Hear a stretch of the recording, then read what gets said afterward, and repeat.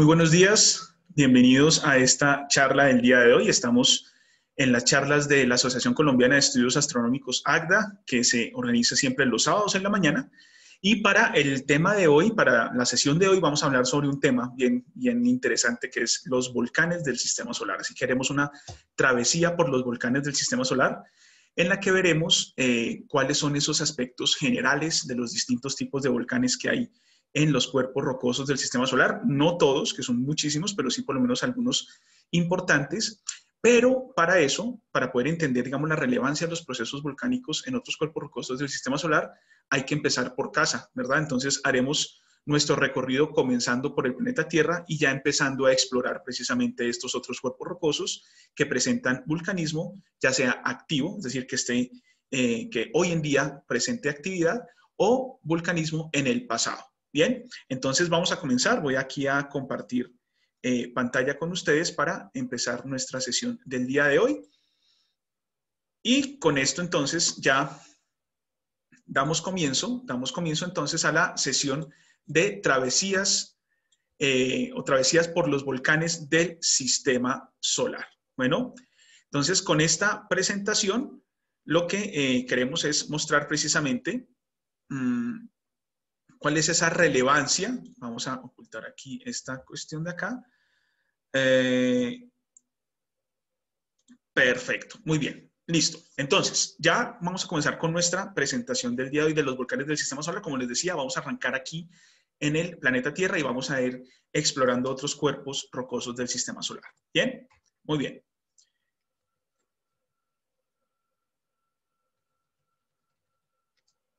Perfecto. Entonces, cuando hablamos de volcanes, siempre, o casi siempre por lo menos, se nos viene a la imagen este tipo de imágenes, ¿verdad? Una montaña de forma cónica botando cenizas por la parte superior, ¿verdad? O sea, es como la imagen clásica, la imagen típica que tenemos de los volcanes.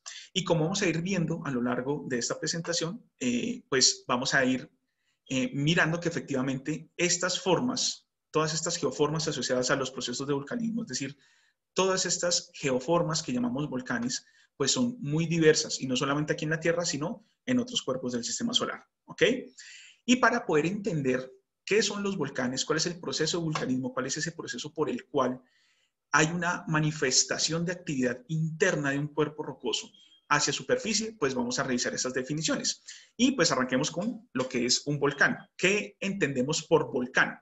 Un volcán es una ventila o chimenea que transfiere roca fundida conocida como magma desde la profundidad a la superficie de la Tierra. Esta es una definición que usted la puede encontrar allí en esta página web, que se da sobre volcán. Bueno, otra definición que se da que se encuentra en la página de Geography del Reino Unido. Un volcán del dios mitológico Vulcano es un conducto que pone en comunicación directa la parte superior de la corteza sólida con los niveles inferiores de la misma. Es también una estructura geológica por la cual emergen el magma, roca fundida, en forma de lava y gases desde el interior del planeta. Entonces aquí ya se complementa un poco esta definición. Bien.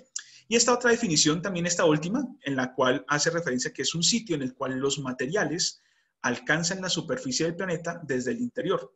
Tales sitios pueden asumir formas increíblemente diversas. Aquí, digamos, aquí ya hay una salvedad, y es que las formas de los volcanes son variadas. Bueno, y además que está hablando de materiales que llegan desde el interior hacia la superficie del planeta. No necesariamente tiene que ser el planeta Tierra, ¿verdad? Por vulcanismo, entonces, ya vimos la definición de lo que es la estructura del volcán. Bien, el volcán. Ahora vamos a ver el proceso, que es el vulcanismo o volcanismo. En la manifestación en la superficie de un cuerpo rocoso de procesos térmicos internos a través de la emisión de productos sólidos, líquidos y gaseosos. Entonces, cuando hablamos de vulcanismo, es esa manifestación en superficie, ¿verdad?, de todos estos procesos térmicos que tienen que ver con la estructura interna de este cuerpo rocoso, sea una luna o sea un planeta, ¿verdad? Y en el cual esta emisión de productos pueden ser de diferente origen, puede ser de materiales sólidos, pueden ser materiales líquidos o gaseosos. Y como veremos más adelante, pues los magmas tienen estas propiedades que son bien interesantes de estar parcial o completamente fundidos. Más adelante hablaremos de eso para entender un poco mejor. ¿Cuáles son los requisitos para que haya vulcanismo? ¿Qué se necesita para que un planeta o una luna tenga un vulcanismo, verdad? Como les digo, sea activo, es decir, que hoy en día esté presente y tenga esa actividad volcánica o que en el pasado lo haya tenido. Primero, que haya una fuente de calor. Entonces, eso es fundamental. Segundo, que haya un material para fundir, es decir, que tengamos algo para fundir y que esta fuente de calor sea capaz de fundirla. Bueno, y tercero, algo que es muy importante, un gradiente geotérmico. Es decir, el gradiente geotérmico entendido como esa variación de la temperatura en función de la profundidad, que a medida que nos vayamos adentrando en el cuerpo planetario, sea una luna, sea un planeta, esa temperatura, ¿verdad?, del interior vaya aumentando en función de la profundidad. Bien, eso es fundamental. Entonces, cuando hablamos de volcanes del sistema solar, pues simplemente quería traer esta imagen como para recordar, ¿verdad?, que ya Plutón no hace parte como de esa familia de planeta a planeta, es un planeta enano, pero no lo excluye de ser, digamos, investigado, ser estudiado por misiones de exploración planetaria, como lo fue la misión New Horizons en el año 2015, encontrando rasgos geológicos extraordinarios de mucho interés, pero simplemente era como para traer esa imagen a la cabeza, ¿no? Que ya Plutón, desde el año 2006, después de la reunión que se organizó en Praga, de la Unión Astronómica Internacional, se decidió bajo ciertos criterios que Plutón ya no era un planeta.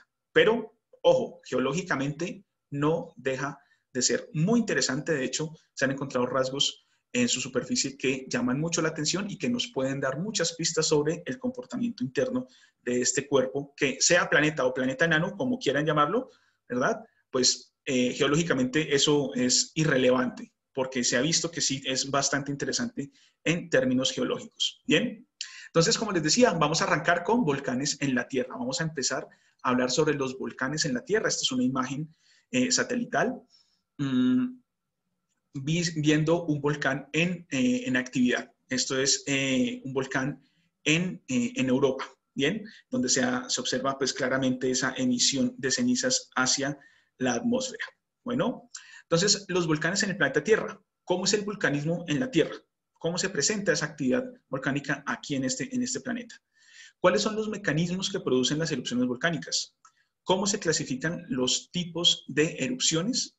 ¿Y cuáles son los parámetros y datos de interés sobre erupciones volcánicas y volcanes? Ese es como así el recorrido general grande que haremos sobre los volcanes del planeta Tierra. Y para eso hay que entender primero la estructura interna del planeta Tierra. ¿Bien? Básicamente, gracias a diferentes datos geofísicos, gracias a estudios del comportamiento de las ondas sísmicas, cuando viajan hacia el interior de la Tierra y son recibidas por distintos instrumentos ubicados en diferentes partes del mundo, esa interacción de las ondas, ¿verdad?, de estas ondas mecánicas que se producen cuando se generan sismos, que se dan producto de la actividad tectónica del planeta Tierra. La Tierra es un planeta tectónicamente activo. Esas ondas viajan a través del interior de la Tierra y estudiando su comportamiento se puede saber cómo es que está compuesto el planeta Tierra en el interior. De tal manera que sabemos que, por ejemplo, en el puro núcleo, en el puro centro de la Tierra hay un núcleo que está compuesto de hierro, níquel y otros elementos, ¿verdad? Y que está en estado sólido, a temperaturas que alcanzan los 6.300 grados Kelvin. Bueno, esto es bien interesante porque cuando lo comparamos, por ejemplo, con el núcleo externo, que es un núcleo líquido, ¿verdad?, uno pensaría, ¿por qué el núcleo interno, a pesar de estar tan profundo, ¿verdad?, y tan caliente, no está derretido, o sea, no está en estado líquido? Y es precisamente esa variable de presión la que hace que el núcleo interno de la Tierra sea sólido. La presión es tan alta que las partículas, ¿verdad?, están tan juntas unas con otras que no permiten un libre movimiento, haciendo que, en efecto, la presión juega un papel fundamental para que el núcleo interno de la Tierra esté en estado sólido. Bueno, el núcleo interno. Mientras que el núcleo externo sí está en estado líquido. Bueno, después viene la capa más espesa del planeta Tierra, que es el manto, que es donde allí ocurre, digamos, todos estos procesos que tienen relación con el vulcanismo en la Tierra, que tiene una directa relación con lo que ocurre en la capa más externa, que es la corteza. que en este caso puede ser corteza terrestre o corteza oceánica. Bien, digamos la Tierra, el planeta Tierra tiene una distribución de dos tipos de corteza, una corteza oceánica y una corteza continental, que van a jugar un papel fundamental cuando empecemos a entender un poco este proceso global que domina digamos, la reformación o la renovación de la corteza en el planeta Tierra, que es la tectónica de placas. ¿Ok? Bien, ya entendido esto, como les decía, es precisamente que podemos, gracias al estudio de las ondas sísmicas, a ver cómo varían las velocidades de esas ondas sísmicas a medida que van atravesando las distintas capas, que podemos saber que está diferenciado por capas. Es decir, que hay una diferenciación interna del planeta Tierra, que no es un cuerpo completamente homogéneo, sino que está diferenciado. Es decir, que está dividido por capas. Bueno, y esas variaciones en velocidades van en función de las densidades. Bien, entonces, entendiendo ese comportamiento de las ondas sísmicas es que podemos saber que en efecto está la Tierra dividida por capas. Bueno, también cuando nos centramos en la observación, vamos a ponerlo aquí, a marcarlo con el puntero láser, cuando vemos la variación, por ejemplo, en la temperatura en esta gráfica, la temperatura que va en el eje X, comenzando por 1000 grados Celsius y terminando en 8000 grados Celsius, ¿verdad? Y la presión en millones de atmósferas, incrementándose hacia la derecha, y lo vemos en función de la variación en el eje Y, que es la profundidad, vamos viendo cosas interesantes. Observamos que hay un perfil de temperatura que es más o menos lineal en los primeros kilómetros de profundidad de la Tierra, pero a medida que nos vamos profundizando cada vez más, se hace muy, muy pendiente, ¿ok? Luego viene una zona de transición, que es la zona de transición en la denominada capa D, que corresponde más o menos a la zona de cambio, a esa zona de transición que es la discontinuidad de Gutenberg, entre el manto inferior y el núcleo externo líquido, ¿bien? Y ya posteriormente vuelve y adquiere un comportamiento ya mucho más exponencial a medida que nos vamos profundizando y llegamos a el interior del planeta Tierra. Vean que lo mismo ocurre con la presión. Vean que si ustedes comparan, los perfiles son muy similares. A medida que nos vamos profundizando, este perfil de presión, ¿verdad? Va aumentando, aumentando, aumentando y la presión se incrementa en función de la profundidad. Entonces, a medida que varía la presión y varía la temperatura en el interior de la Tierra, allí ya tenemos un claro perfil de gradiente geotérmico que va a ser fundamental para que se presente este fenómeno de vulcanismo. Bien, en un contexto general bastante amplio, cuando empezamos a ver la actividad interna de la Tierra, vamos a empezar a observar rasgos interesantes. Vamos a empezar a observar que, por ejemplo, en las regiones, cerca de las regiones montañosas, en las partes continentales, no en todas, pero en una gran mayoría, se presentan unos cambios de topografía abruptos cuando pasamos de las regiones montañosas hacia las regiones marinas. Entonces empezamos a ver largas cadenas de volcanes, largas cadenas de montañas, ¿verdad? Tomemos como ejemplo nomás aquí en Sudamérica la cordillera de los Andes. Y a medida que nos desplazamos hacia el océano Pacífico, en este caso, vamos viendo una región topográficamente mucho más baja, una región que denominamos una trinchera. Bueno, también cuando empezamos a estudiar el fondo marino con distintos instrumentos, con hidrófonos, con instrumentos digamos, de medición indirecta, es decir, que no llegan directamente al fondo marino, sino que a través de distintos mecanismos es posible saber lo que hay en el fondo marino sin necesidad de llegar allá hasta el fondo. Hemos podido aprender que el fondo marino es, a diferencia de como se creía hace muchos años, no es liso y aburrido, sino que hay muchísima topografía interesante, particularmente regiones en las cuales está ascendiendo magma directamente desde el manto y se pone en contacto con la superficie del planeta Tierra, ¿verdad? Formando así las denominadas dorsales oceánicas, ¿bien? Allí hay gran cantidad de volcanes submarinos, por ejemplo, que vamos a ver más en detalle adelante en la presentación, pero toda esta dinámica del planeta Tierra, todos estos rasgos, estos rasgos que nos presentan las cadenas montañosas, estas zonas profundas en el planeta Tierra, estas zonas en donde se está abriendo la corteza oceánica y está emergiendo magma desde el interior, toda esta actividad es lo que denominamos la actividad tectónica de placas, en donde, por ejemplo, en estas zonas se presentan colisiones de placas, ¿verdad? colisiones entre corteza oceánica y corteza continental, que debido a la diferencia de densidad hace que este segmento se meta por debajo del segmento menos denso. Esto es un segmento más frío, más denso que este. Cuando colisionan, hace que la parte más densa tienda a hundirse y la parte menos densa pues tiende a flotar. Entonces, por eso esta parte de la corteza oceánica, cuando colisiona con la corteza continental, tiende a hundirse, ¿ok? Esto genera que a medida que va ganando profundidad, que se va enterrando, ¿verdad? La presión ya empieza a jugar un papel fundamental.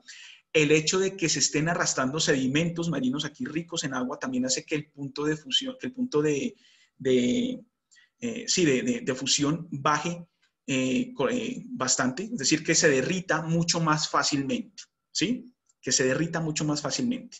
Entonces, esto hace que ya se empiece a presentar una fusión parcial de este material, inclusive a poca profundidad, y es producto de tener una gran cantidad de contenido de agua que facilita que este material se derrita mucho más fácilmente a menos profundidad, y por diferencias de densidades, esto hace que el magma eventualmente suba a superficie y llegue a presentarse erupciones volcánicas, en donde ya el magma, como no está a profundidad, ya no lo vamos a llamar magma, sino que lo vamos a llamar lava, ¿ok? Digamos, la diferencia entre el magma y lava es simplemente la ubicación. Magma es ese material fundido que puede estar que está en fase líquida, sólida y gaseosa a profundidad.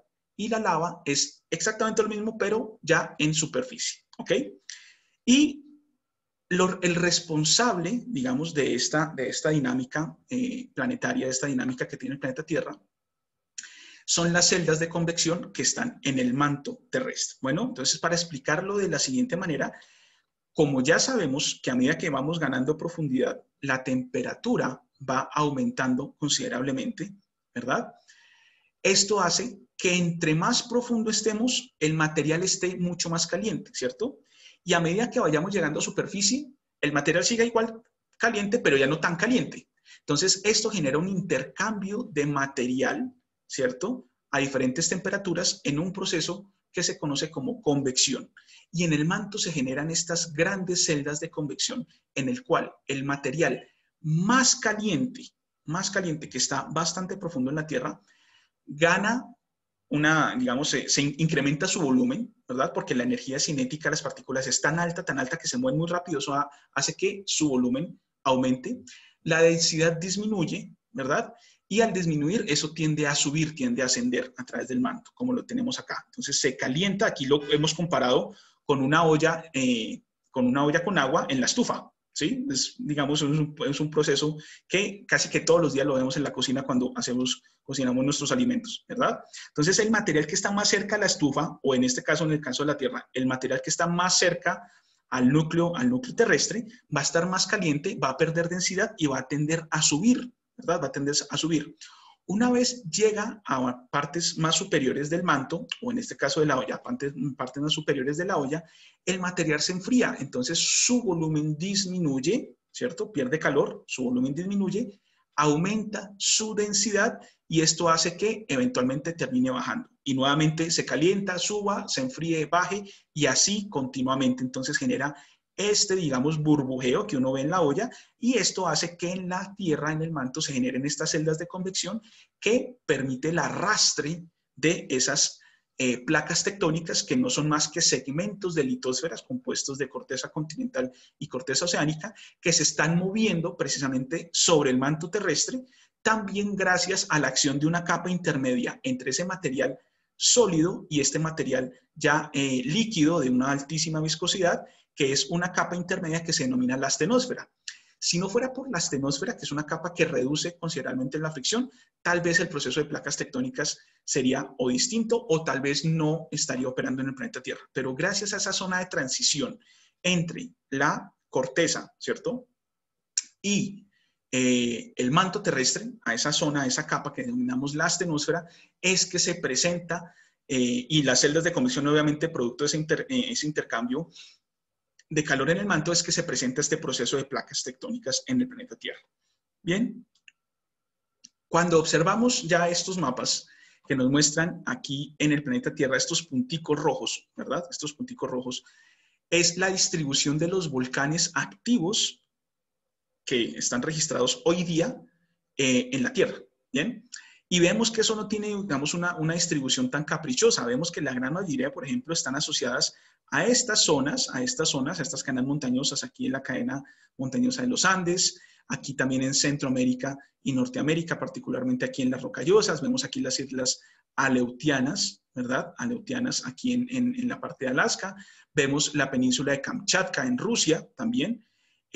Por la zona de Japón, ¿verdad? Esto se extiende hacia Filipinas, Indonesia, aquí también hay una parte donde hay una gran cantidad de volcanes, lo mismo hacia esta parte donde hay una gran cantidad de islas volcánicas, Nueva Zelanda, y toda esta región es lo que denominamos el cinturón de fuego. Bueno, aquí hay procesos de subducción, aquí hay choques de placas en las cuales la corteza oceánica se está metiendo por debajo de la corteza continental y generando entonces la fusión parcial de ese material que se está enterrando, que está incrementándose su temperatura y sale a la final como flujos de lava a superficie. Bueno, también encontramos algunos volcanes por aquí, puntualmente en esta zona que es el Rif africano, que es una región en donde se está separando, África se está rompiendo producto de la acción de esas celdas de convección en el manto que están por debajo.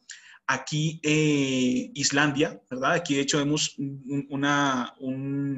como una ruptura, ¿verdad? Como una cicatriz. Esta zona es una región en donde se está abriendo el suelo oceánico. Esto es un borde divergente en donde se está poniendo en contacto el manto que está en la parte inferior con el suelo oceánico y en este caso puntualmente bajo el mar. Y está saliendo magma permanentemente dando paso hacia la formación de volcanes submarinos. Bueno, la gran cantidad de estos volcanes que están cartografiados acá son de tipo subaéreo. Bueno, muy bien. Entonces, comencemos por hablar precisamente de esos márgenes divergentes. Producto de esa actividad en las celdas de convección en el manto, hay un rompimiento, hay como un desgarre de esa corteza oceánica, dando paso a la formación de volcanes submarinos, ¿verdad? En esos bordes divergentes y dando paso así también a la formación de nueva corteza en la Tierra. Entonces, como se está creando corteza por un lado, ¿cierto? Que es en estos bordes divergentes en donde hay una separación de placas, hay fusión por descompresión, es decir, el material que asciende, ¿verdad? Al estar tan profundo, está en diferentes estados, ¿verdad? Pero cuando se pierde la presión litostática, se produce un fenómeno que se denomina fusión por descompresión. Entonces aquí la presión también juega un papel fundamental en la formación de estos magmas y una vez llegan a superficie pues de estas lavas, de estos flujos lábicos. Bueno, donde hay una poca abundancia de volátiles, es decir, de gases disueltos, realmente no hay tantos gases, tiene un bajo contenido de sílice, de aproximadamente el 50%, son magmas de baja viscosidad, es decir, que fluyen fácilmente, no se comparados con otros tipos de lavas, ¿no? Si uno lo compara, digamos, por ejemplo, con el agua, pues es bastante viscoso. Pero en términos de magmas, ¿cierto? En términos de magmas o en términos de lavas, fluyen bastante fácil respecto a otros tipos de magmas con composiciones distintas. Bueno, entonces, como les decía, un caso particular es lo que está ocurriendo hoy en día en la región oriente de África, en la cual se está separando este continente, se está rompiendo, se está formando un borde divergente producto de esa actividad de las celdas de convección que ocurren en el manto bajo esta ubicación en el continente africano. Bueno, están los márgenes convergentes, es decir, zonas donde se presentan colisiones, en donde, producto de esas diferencias de material de la corteza oceánica respecto a la corteza continental, cuando se producen estos choques, se da un proceso de subducción que hace que el material más denso se meta por debajo del menos denso, ¿verdad? Y cuando alcance cierta profundidad, comienza a derretirse y eventualmente, por diferencias de densidades también, ese material eventualmente termina ascendiendo y dando paso a la formación de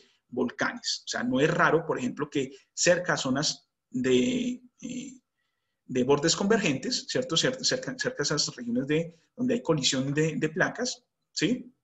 Se presenten cadenas montañosas y muchas de ellas, no todas, muchas de ellas tengan volcanes asociados. Como les comentaba, caso particular de los Andes, caso particular de las Rocallosas, ¿ok?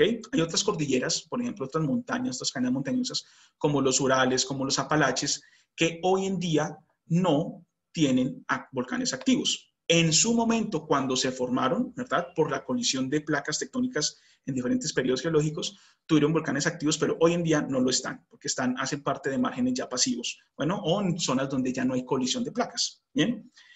Entonces, aquí en estas regiones se presentan ya magmas más viscosos, tienen un alto contenido de volátiles, tienen más gases disueltos, tienen un contenido de sílice intermedio del 60 al 70%, ya son magmas de alta viscosidad. Esto también les va a dar un atributo particular para determinar o que les va a dar un carácter mucho más explosivo que esos otros magmas que ascienden a través de la corteza terrestre, pero en las regiones oceánicas, es decir, a gran profundidad en estas zonas de márgenes divergentes en la corteza oceánica, como es el caso de la región del mar Atlántico, ¿vale? Ese ridge oceánico del Atlántico, que es una región en donde se está separando la corteza oceánica, pero los magmas no son tan viscosos, son más de baja viscosidad, entonces fluyen fácilmente y se forman estos volcanes submarinos. Bueno, algunos ejemplos de estos volcanes, pues aquí tenemos uno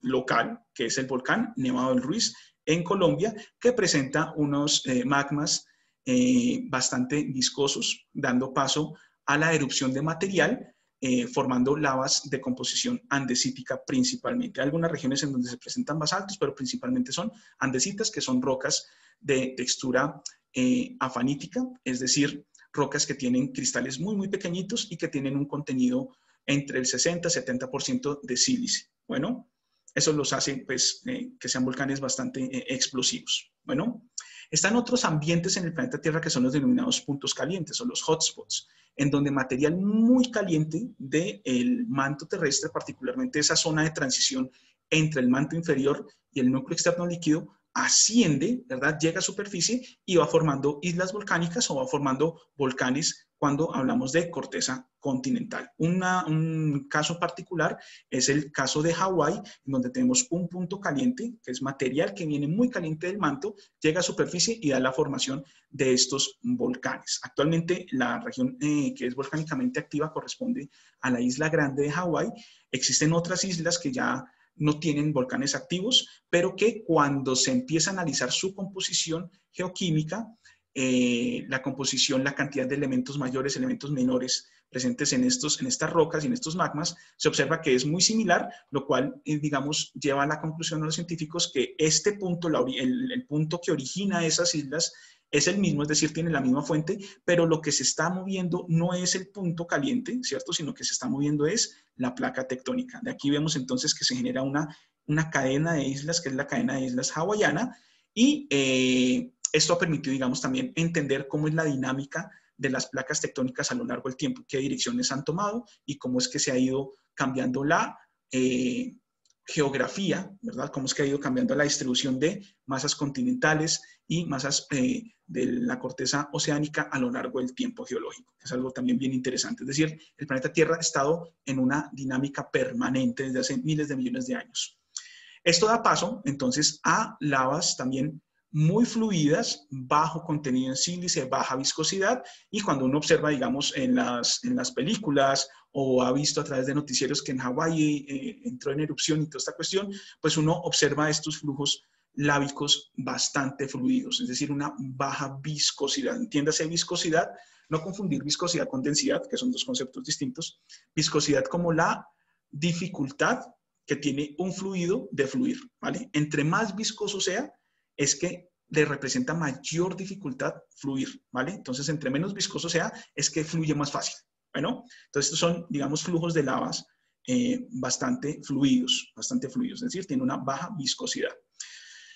Otros ejemplos de puntos calientes, de esas conexiones directas que hay entre esa parte profunda, entre el límite del núcleo externo líquido y el manto inferior con la superficie, es los puntos calientes, pero que están presentes en corteza continental. Hay que hacer una salvedad acá para poder entender, digamos, la relevancia de estos dos distintos tipos de ambientes.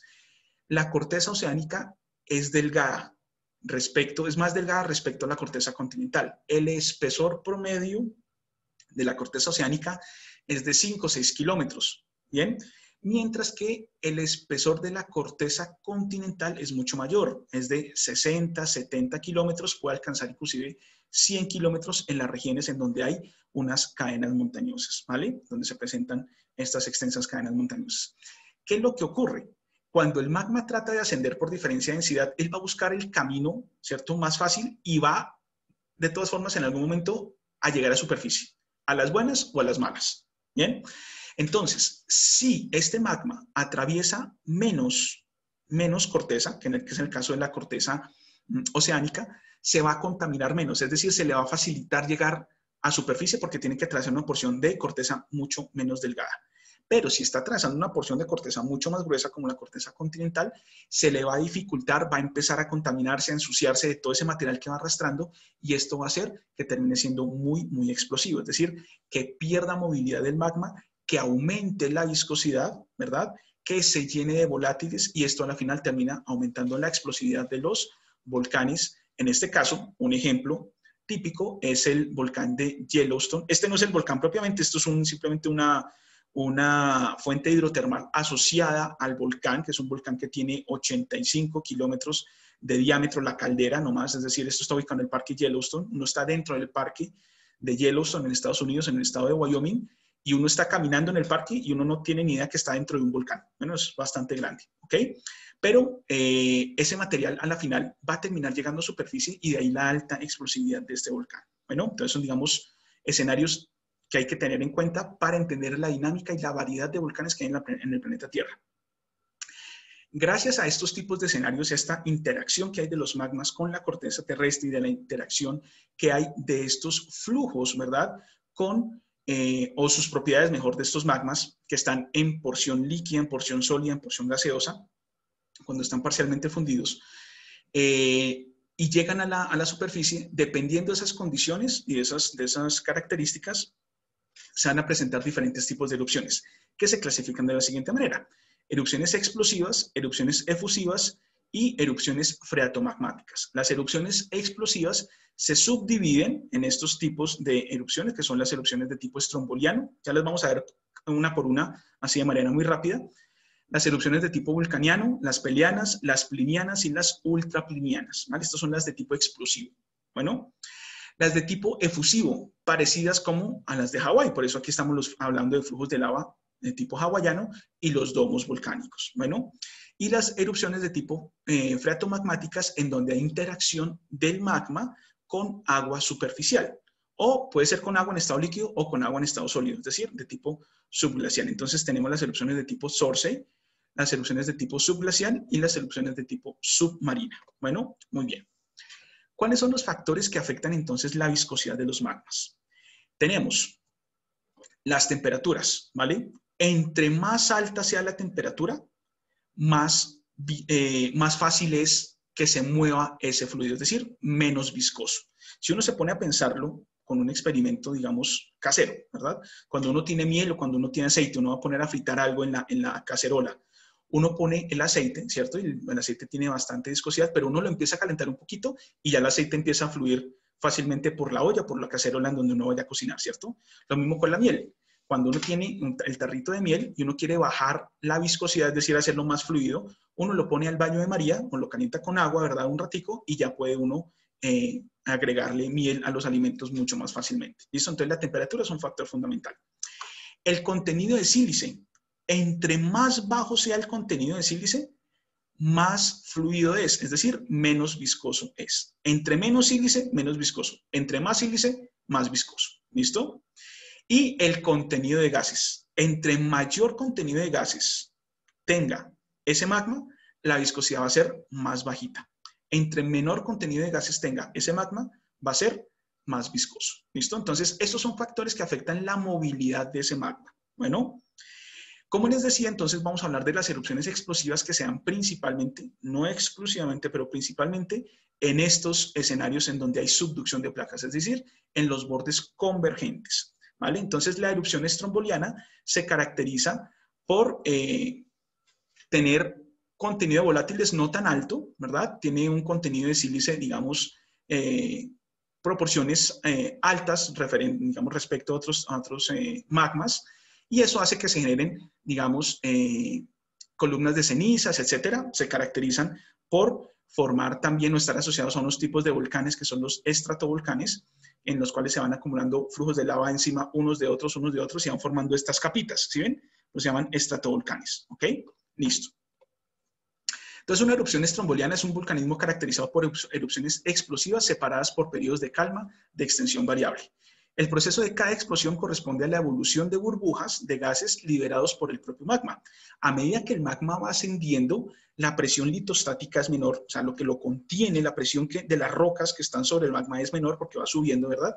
Y esto hace que los gases se vayan liberando fácilmente. Bueno, los productos piroclásticos producidos por estas erupciones son bombas, la pila y escoracia, y ceniza, es decir, material que sale de esas erupciones volcánicas, bueno, de distintos tamaños, que en general dan origen a depósitos de caída de escasa extensión areal, es decir, solamente van a quedar por ahí cerquita, no van a expandirse muy lejos, sino que van a quedar muy cerca al volcán.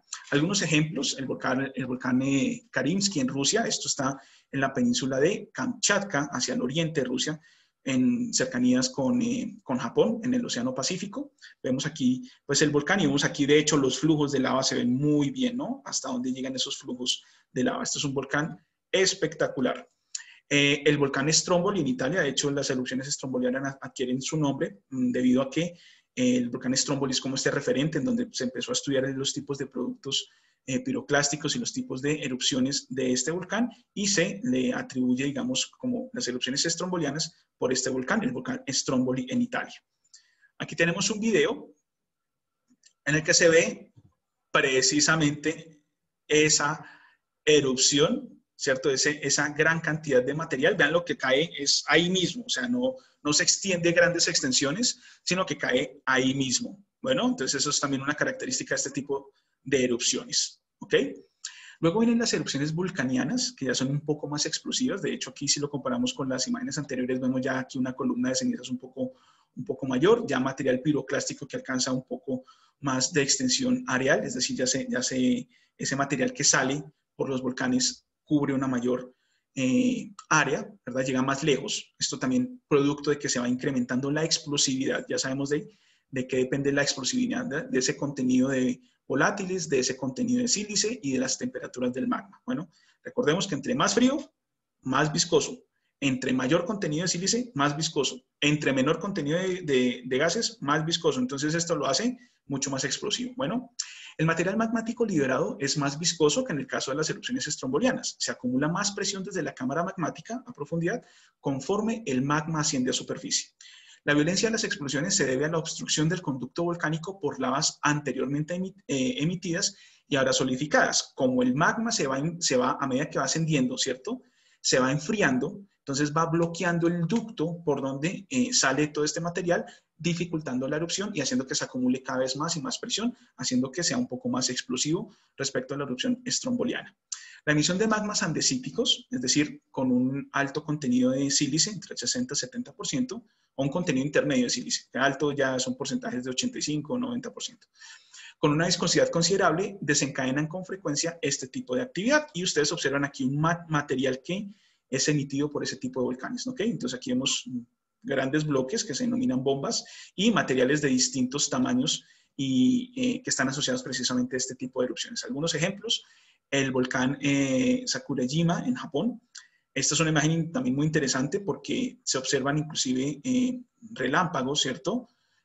Asociados a las erupciones volcánicas. No siempre se observan, no son, digamos, como tan comunes, pero en algunos casos sí ha sido posible detectarlos. Bueno, el volcán Anak Krakatau en Indonesia tiene, digamos, como estas unas fases de tipo vulcaniana, aunque ya en las últimas fases, particularmente, si mal no recuerdo, creo que fue en la erupción del 2018, la acumulación de gases fue tan alta, la viscosidad del magma aumentó considerablemente. Esto hizo que se produjera una erupción ya de tipo pliniano que destruyó por completo el cono volcánico, transformándola en una erupción no de tipo vulcaniano, ¿cierto? Sino una erupción de tipo pliniano, es decir, mucho más explosiva. Más adelante vamos a ver de qué trata. Bueno, las erupciones de tipo peliano ya tienen una estructura, ya tienen unos componentes diferentes, tienen una dinámica distinta, donde se presenta ya caída de material, se presenta no solamente la ceniza volcánica que va a cubrir grandes áreas, sino también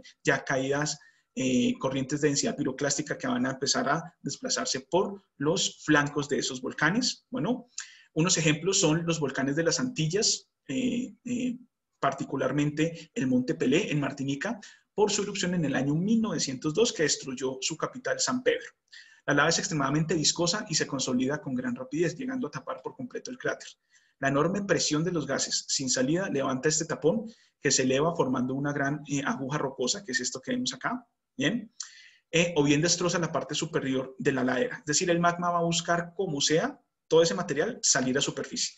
Entonces, puede salir por el conducto volcánico, por el cráter, o puede salir por los lados, ¿verdad? Destruyendo también de esta manera el edificio volcánico. Estas avalanchas pueden producir incendios y son lo suficientemente fuertes como para echar abajo muros. Bueno, un ejemplo es la erupción, si mal no estoy, creo que es del año 1951, del volcán Mount Lamington en Papúa Nueva Guinea, que sí, efectivamente es de 1951. Vean ustedes aquí el terreno, estos árboles todos pues arrancados, rotos, los dobló ese flujo piroclástico, ¿verdad? Los rompió como si fueran palillos, dejando inclusive, pues aquí vemos estos carros, estos jeeps montados en esos árboles, ¿no? Entonces arrastra gran cantidad de material y son ya erupciones mucho más explosivas respecto a las anteriores. Algunos ejemplos de volcanes que presentan estos tipos de erupciones: el volcán Mayón en Filipinas. Esto aquí se ve, la erupción del volcán Mayón en el año 1984. Vemos la columna de cenizas y vemos toda esta cantidad de material que está bajando por la ladera. Estas son las corrientes de densidad piroclástica, que es material mucho más denso que este, entonces precipita mucho más rápido. Este, al ser menos denso, tiene un tamaño mucho menor, lo que hace es que va siendo desplazado por las corrientes de viento. Bueno, muy bien. Aquí tenemos un video que nos va a mostrar precisamente un ejemplo de ese tipo de erupciones, en donde se ve aquí la columna de ceniza y aquí las corrientes de densidad piroclástica bajando por las laderas. ¿Ok? Ahí se ve toda esa gran cantidad de material a muy alta temperatura. Pareciera que no estuvo en muy alta temperatura, pero sí es muy caliente. Tiene gran cantidad de sílice, también partículas muy pequeñas. Esto hace que, por ejemplo, si hay personas cerca a estas erupciones, cuando se está respirando, este material puede entrar por las vías respiratorias y como son, digamos, es casi que vidrio molido, entonces esto destruye las vías respiratorias, pues causando asfixias y pues una muerte así bastante terrible, ¿no? Entonces, pues sí, los volcanes son muy bonitos, verlos desde lejitos cuando están en erupción, pero y hay que tener pues todo el cuidado del mundo. Bueno, entonces este es un ejemplo de este tipo de erupciones, ¿vale? Muy bien. Las erupciones ya de tipo pliniano ya son mucho más explosivas, son mucho más peligrosas inclusive para, por ejemplo, en países que tengan estos tipos de volcanes, ciudades que estén ubicadas cerca de estos tipos de volcanes, pues ya representa un riesgo bastante grande. Esto producto también del incremento de contenido en sílice, de las bajas temperaturas de sus magmas, hacen que sea mucho más explosivo. Bueno, porque van perdiendo movilidad los magmas. Entonces ya al ser tan viscosos, cuando se acumula presión, que la libera es bastante fuerte, ¿no? O sea, se produce una gran cantidad de liberación de energía en ese tipo de explosiones, en ese tipo de erupciones volcánicas. Reciben su nombre en honor a Plinio el Viejo, que falleció en una erupción de este tipo, y su sobrino Plinio, el joven, que fue el primero en describirlas. Para aquellos interesados, hace unas semanas pudimos ver en Panamericana, no es por hacerle propaganda a Panamericana ni más faltaba, pero sí pudimos encontrarlo allí, los relatos de Plinio el Viejo están consolidados en 2 tomos. Entonces, si les interesa, es como no solamente de erupciones volcánicas, sino es un relato natural, es decir, diferentes observaciones que realizó Plinio el Viejo en sus expediciones. Las pueden conseguir, ya están, digamos, están en una edición muy bonita y son bien interesantes. La erupción pliniana difiere de la vulcaniana en que la presión de los gases en la cámara de magma es muy fuerte y produce explosiones muy violentas.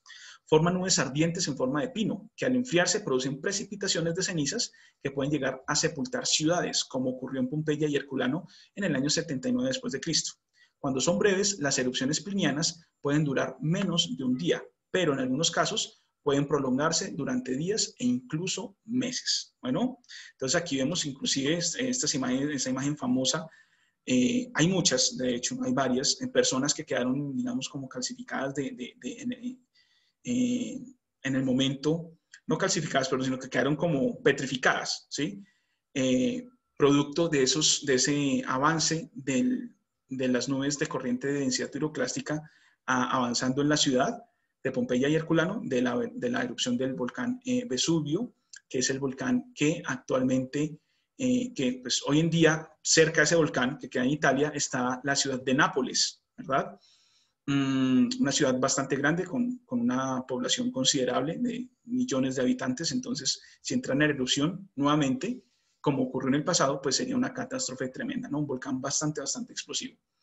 Algunos ejemplos, entonces pues ya lo mencionamos, el del Vesubio, ¿cierto? Esta del volcán Ruidout en Estados Unidos, que queda en la región de Alaska, al norte, donde vemos esta gran cantidad de emisión de material. Aquí vemos el volcán y vemos todo este material que está siendo emitido hacia la atmósfera. El volcán Pinatubo en Filipinas, particularmente la erupción de 1991, en donde se ve una gran columna de cenizas, una columna que alcanzó más o menos 45 kilómetros de altura, una de las más altas registradas. Y aquí se ve muy bien, ¿no? A una gran distancia la columna de este volcán. Bueno, ahí se ve muy bien ese penacho volcánico. El volcán Puyehue en Chile también se ve bastante bien. De hecho, esa pluma volcánica atravesando algunos estratos de nubes, llegando a partes altas de la atmósfera. El volcán Santa Elena, la erupción del año 1980, que produjo precisamente el colapso de la parte norte, del flanco norte del edificio volcánico. Aquí más adelante tenemos algunas imágenes. Esta me pareció muy bonita, que es una composición fotográfica interesante, donde vemos digamos, aquí vemos las estrellas, ¿cierto? En la parte de arriba. Y vemos la columna de gases y cenizas que se está levantando y que se extiende por varios kilómetros, e inclusive vemos aquí algunas tormentas eléctricas de ese volcán que veíamos anteriormente, que era el volcán Puyehue en Chile. Aquí vemos también de este mismo volcán con gran cantidad de relámpagos en su columna eruptiva. Bueno, el volcán Santa Elena, como les decía, esta es antes de la erupción de 1980. De hecho, pues esto está ubicado en el estado de Washington, no en la ciudad de Washington, D.C., que es en Virginia, sino en el estado de Washington, que es en la parte noroccidental de Estados Unidos, cerca al límite con Canadá, cerca de la ciudad de Vancouver. Esto está al sur de Seattle, que es la capital de Washington, y es un parque natural, o era un parque natural. Bueno, ahorita sí también está muy bonito, pero antes de la erupción era espectacular, ¿no? El lago, los pinos, un paisaje así fabuloso, su volcán nevado también. Y cuando se produce la erupción, después de la erupción, pues deja ya, si ustedes ven la forma del volcán, este es el volcán actual. Todo este pedazo donde está el cráter, pues colapsó. Gran parte del flanco del edificio volcánico también colapsó y actualmente se está generando como un nuevo piquito aquí. Estos son los volcanes tipo Soma. Se denominan tipo Soma porque es donde, por el mismo lugar en donde hizo erupción y donde colapsó ese edificio, vuelve a resurgir el volcán y se vuelve a construir un edificio volcánico que va a ir acumulándose material cápita sobre capa y va a seguir creciendo, digamos, en altura. Bueno, entonces este es el volcán Santa Elena después de la erupción del año 1980. Entonces, así era antes el paisaje, a la izquierda, con el volcán bien formadito, su piquito lleno de nieve, ¿verdad? Aquí en los bosques de coníferas, etcétera. Y esta es la erupción o el paisaje después de la erupción del volcán Santa Elena. Bueno, ustedes observan, es el mismo paisaje. De hecho, este cuerpo de agua ya pues, fue cubierto por gran parte de esos flujos de lava. Los árboles, todo esto que ustedes ven, aquí siguen los árboles, simplemente que ya los troncos están doblados como si fueran rotos, como si fueran palillos, ¿verdad? Y bueno, un cambio drástico del paisaje después de la erupción del volcán Santa Elena. Bueno, muy bien. Ahora vamos a entrar a hablar de las erupciones efusivas, en esas erupciones que se dan, que ya no son tanto de tipo explosivo como las que habíamos anteriormente, sino que sus flujos son mucho más suaves, es decir, son menos viscosos, entonces fluyen con mayor facilidad. principalmente se presentan, no exclusivamente, pero principalmente se presentan en bordes divergentes. Aunque, como lo mencionamos, por ejemplo, el caso de Hawái, que es un punto caliente, algo por este estilo, material que viene muy profundo del manto, llega a superficie y eso también produce unas lavas de baja viscosidad, ¿no? Entonces, se viene dando este proceso producto del ascenso de material del manto, producto de esas celdas de convección que ocurren allí en esta capa de la Tierra, ¿vale? No voy a entrar en mucho detalle porque ya lo vimos y lo entendimos al inicio, simplemente como para tener una idea, ¿no? Y lo que mencionamos de este punto caliente, ¿no? Este hotspot, en donde viene material caliente muy profundo de la Tierra, debido a su baja densidad y alta temperatura va ascendiendo y eventualmente esto hace que el material atraviese esa delgada capa de la corteza oceánica y forme un arco de islas volcánico como lo que es actualmente la isla de Hawái, ¿no? Y producto de ese desplazamiento de las placas tectónicas y el punto caliente que es fijo hace que se tengan esas cadenas de islas volcánicas como las cadenas de islas de Hawái. Bueno, entonces tenemos las erupciones hawaianas. Ustedes ven acá, digamos, la misma estructura del volcán es distinta. Ya son no volcanes así cónicos, bonitos, altos, grandes como los volcanes, como los estratovolcanes, sino son más de tipo que se denominan volcanes escudo, es decir, de muy baja pendiente, grandototes, son muy grandes en tamaño. De hecho, uno de los volcanes más grandes de la Tierra es el volcán Mauna Loa. Están otros volcanes, por ejemplo, que corresponden a la cadena de las Islas Emperador, que están cerca de las cadenas de las Islas Hawaianas, donde hay volcanes mucho más grandes, también producto de esta emisión de material que viene de profundo del manto. Hay un artículo muy interesante, creo que fue el año pasado, en donde encontraron ya el volcán más grande del planeta Tierra que está pues bajo el agua, ¿sí?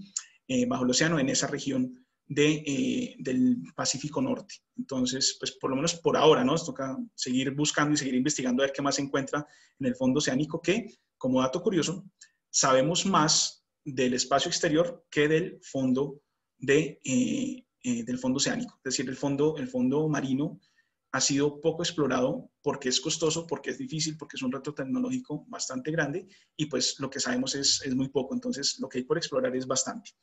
Muy bien, entonces esas erupciones de tipo hawaiana consisten en la emisión de material volcánico, mayoritariamente basáltico. Esto lo que me está indicando es que tiene un bajo contenido de sílice, con magmas que tienen unas altas temperaturas, por consiguiente, son magmas poco viscosos, de manera efusiva o no explosiva. Entonces, ustedes ven esos, como les digo, en las noticias, cuando entran en erupción los volcanes hawaianos, pues son flujos que van moviéndose muy despacio, no son explosivos como las erupciones que acabamos de ver antes. Ocurre de este modo debido a que la difusión de los gases a través de magmas puede hacerse de manera lenta, pero más o menos continua. Entonces, salirse liberando esos magmas, esto hace que no se acumule tanta presión y los magmas pues vayan fluyendo fácilmente. Consecuentemente, las erupciones volcánicas de este tipo no suelen ser muy destructivas.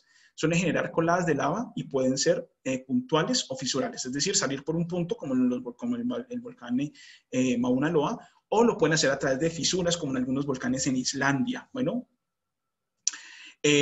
unos ejemplos, el volcán Kelut en Indonesia, algunas imágenes, el volcán Mauna Loa en Estados Unidos, esta es de la erupción más reciente, que si mal no estoy fue del año 1984, del volcán Kilauea también, en Estados Unidos. El volcán Krafla, que ustedes ven aquí, no es tanto un punto, sino que es realmente una fisura. ¿Sí ven aquí que está como alargadito? Entonces, esa es otra, digamos, forma que pueden tener los volcanes. Los volcanes siempre no los imaginamos de una manera, ¿verdad? Pero pueden tener variadas formas, variadas geoformas, como lo veíamos anteriormente. El volcán Nyiragongo en el Congo, bueno, que tiene esta gran, digamos, como piscina de lava, bueno, en el interior del volcán. Aquí vemos una fotografía interesante, aquí vemos una casita que ya nada que hacer, esto no se salva, pero ni de milagro, y vemos los flujos de lava avanzando lentamente, ¿no? Esto es en Hawái,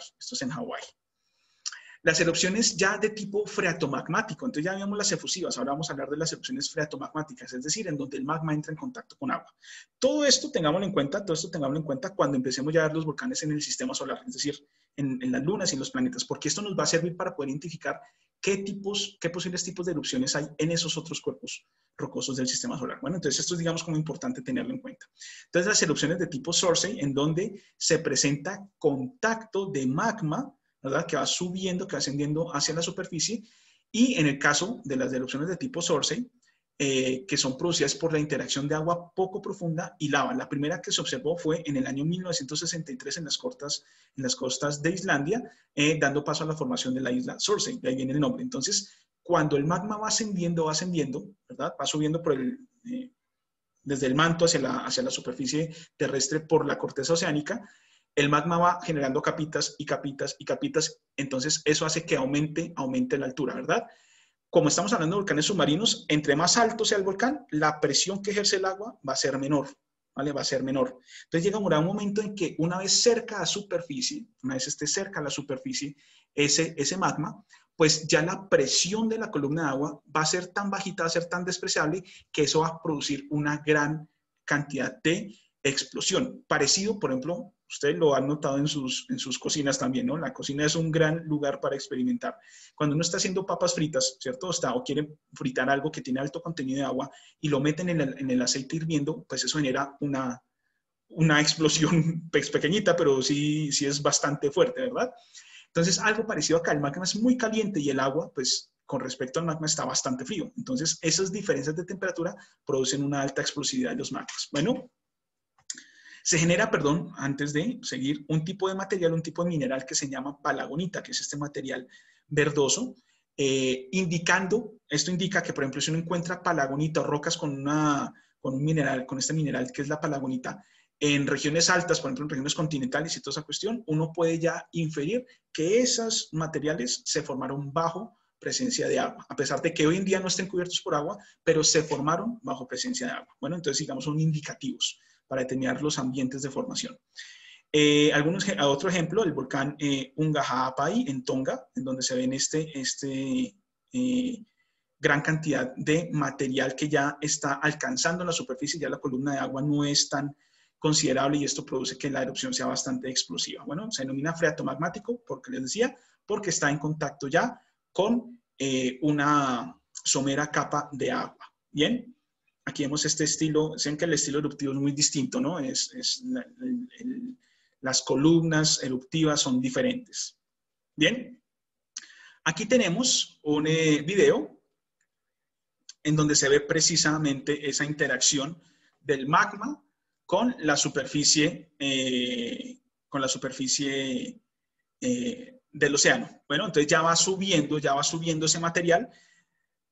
Como les digo, se va formando en el fondo oceánico, que está bastante profundo, pero a medida que se van acumulando capas y capas y capas, el volcán va ganando altura y ya cuando llega cerca a la superficie, la presión del agua no es lo suficientemente grande y esto hace que se produzca una gran erupción, dando paso así a las erupciones de tipo Surtsey. Bueno, ahí se ve muy bien en este ejemplo qué es lo que está ocurriendo.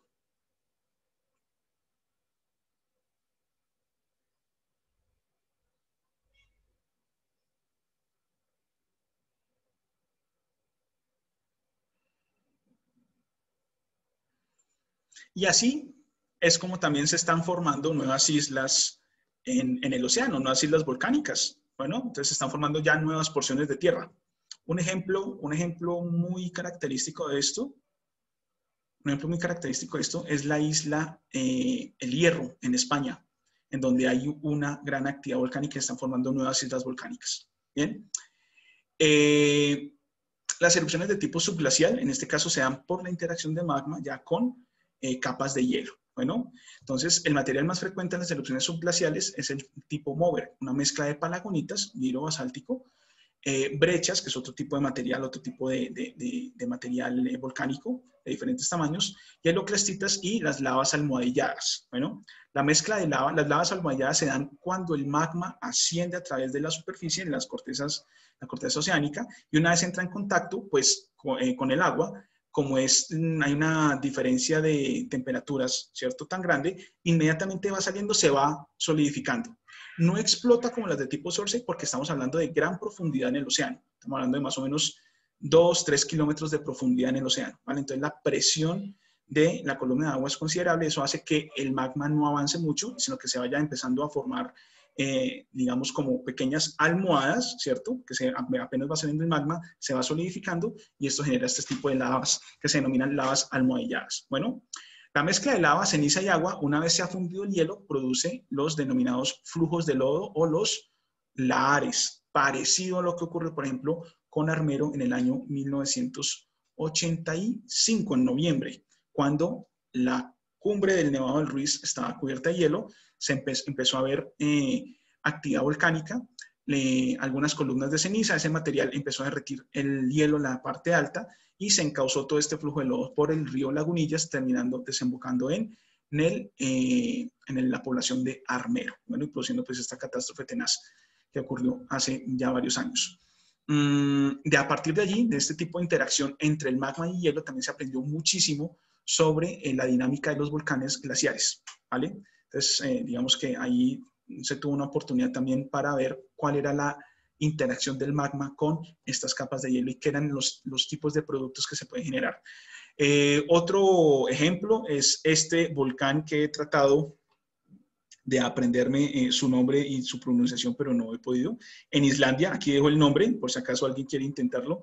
Le agradezco mucho a mi colega Trinidad Seferino por intentar desesperadamente de enseñarme la correcta pronunciación, pero no he podido. Bueno, este volcán particularmente entró en erupción en el año 2010 y produjo una gran cantidad de emisión de ceniza a la atmósfera, obstaculizando el tráfico aéreo entre Europa y América, porque este material se empezó a, digamos, alcanzó grandes alturas y se empezó a disgregar, empezó a cubrir grandes porciones de áreas entre Europa y América, sobre todo en la parte de la región del Atlántico, y debido a que como contienen gran cantidad de sílice también, estos magmas, eso es como les decía, vidrio molido. Entonces, cuando los aviones pasan por esas nubes de ceniza volcánica, lo que hacen es que se dañan las turbinas, dañan todo el sistema de operación y pues producen catástrofes aéreas. Entonces lo que se determinó era interrumpir por unas semanas el tráfico aéreo hasta que ese material empezara a caer y ya fuera seguro viajar en avión, ¿sí? Finalmente ya vamos a tener las erupciones submarinas que, como les digo, pues ocurren bajo el mar, ¿verdad? A gran profundidad, formando como subproductos estas denominadas lavas almohadilladas. Entonces, la lava emerge por fisuras o volcanes que se encuentran en la corteza oceánica y, por supuesto, están bajo el mar. La mayor parte de las erupciones volcánicas de la Tierra son erupciones submarinas, pero muy pocas han sido documentadas debido a la dificultad de llegar y monitorear ese tipo de material a profundidad. La mayoría de las erupciones ocurren en la dorsal mesoceánica y cerca de los denominados puntos calientes, como ya lo hemos visto anteriormente. Entonces, aquí vemos, pues, esto simplemente como por algo gracioso, ¿no? El geólogo durmiéndose en una lava almohadillada. Entonces, se llaman así, como les decía, es por la forma que tienen como si fueran almohaditas. Datos curiosos, el volcán más grande. Ya este dato, digamos, con el reciente artículo del 2000, si mal no estoy equivocado, el año pasado, ya este no es el volcán más grande en Mauna Loa, sin embargo es muy grande, es un volcán escudo, 85.000 kilómetros cúbicos, pero existe otro en la cadena de las Islas Emperador, que es un poco más grande. Bueno, pero digamos, como para tenerlo en cuenta, háganse la idea, todo este es el volcán, vean que la pendiente, los flancos no son tan pendientes, es una pendiente baja, ¿verdad? Pero cubre gran cantidad de terreno. El volcán más alto está aquí nomás entre los límites de Chile y Argentina, que es el volcán Ojo Nevados del Salado. Nevado Ojos del Salado a 6.887 metros sobre el nivel del mar, ¿vale? Este es el volcán más alto. ¿Cuál ha sido la erupción más grande? Una de las más grandes registradas, por lo menos, la que ocurrió en Toba hace 74.000 años en Indonesia, dejando como resultado material, un volumen eyectado de más o menos 2.800 kilómetros cúbicos, siendo esta una supererupción. Se denomina supererupción a aquellos volcanes que emiten más de 1.000 kilómetros cúbicos de material hacia el exterior. Aquí se alcanza a ver inclusive en esta zona el volcán Toba. Esto está relleno aquí de agua, es lo que se conoce como un mar, donde colapsa el edificio y se llena de agua. Y aquí en la parte de arriba vemos la extensión, es decir, hasta dónde alcanzó, se han encontrado partes de ese material emitido por la erupción de este volcán, el volcán Toba, es decir, la extensión de las nubes de cenizas que cubren grandes áreas. Bueno, ¿cuáles son los volcanes extraños? Algunos volcanes extraños que se deben tener en cuenta, el volcán Oldoillo Lengai en Tanzania.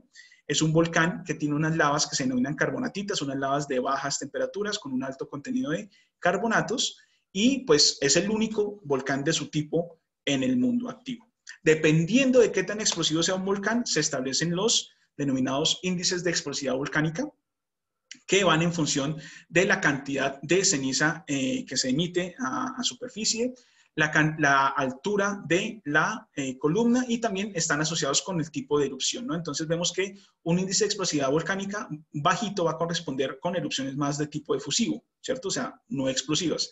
Mientras que los índices de explosividad volcánica altos van a ser ya de tipos plinianos o ultraplinianos, es decir, erupciones en donde el contenido de sílice va a ser alto, las temperaturas de los magmas van a ser bajitas, la fluidez, o sea, la viscosidad del magma va a ser muy bajita también, entonces eso va a incrementar su explosividad. Algo para tener en cuenta, la frecuencia que tenemos de erupción versus la explosividad de la erupción es bien interesante. Es mucho más frecuente que se presenten erupciones de bajo índice de explosividad volcánica, es decir, de tipo efusivo, que erupciones explosivas. O sea, las erupciones ya grandes de tipo pliniano, ultrapliniano en la Tierra son mucho menos frecuentes que las erupciones de tipo hawaiano o las que se presentan asociadas a volcanes submarinos. ¿Listo? Bien.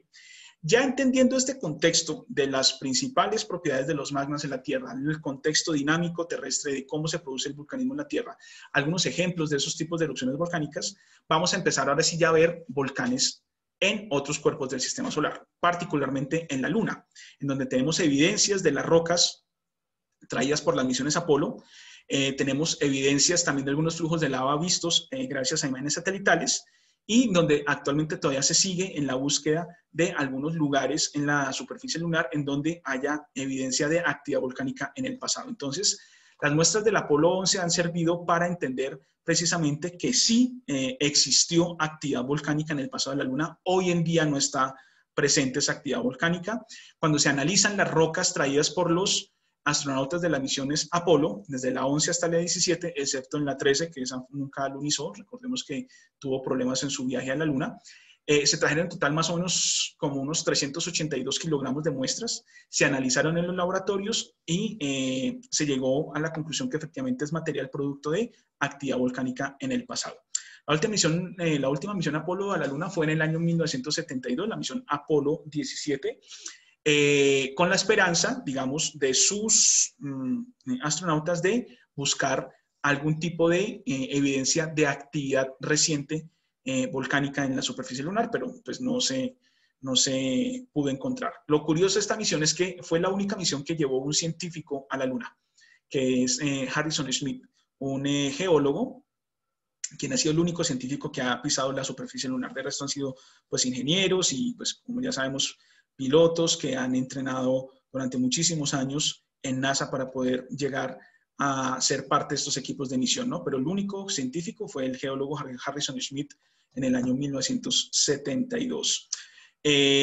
Aquí vemos en la parte del Valle Taurus, que es el Valle Taurus en Littrow, que es una región volcánica, una meseta volcánica. Se ve precisamente aquí el módulo lunar está aquí en este sector, y se escogió esta zona precisamente para estudiar el tipo de material. Curiosamente, cuando se empieza a acercar la misión, el Apolo, el Eagle, el lander, a esta región de la Luna, se empieza a observar que el suelo es de color naranja. Y lo que ocurre es que muchos depósitos de lava, al oxidarse, se tornan de este color por la cantidad de material, sobre todo de titanio y de hierro, que presentan estos flujos lávicos en la Luna. Entonces, este vidrio volcánico en la Tierra se denominan lágrimas de Pele, y se produce cuando tenemos vidrio volcánico, ¿bien? Vidrio volcánico. Bueno, entonces, lo que tenemos en este tipo de material es que al alto contenido de titanio y de hierro,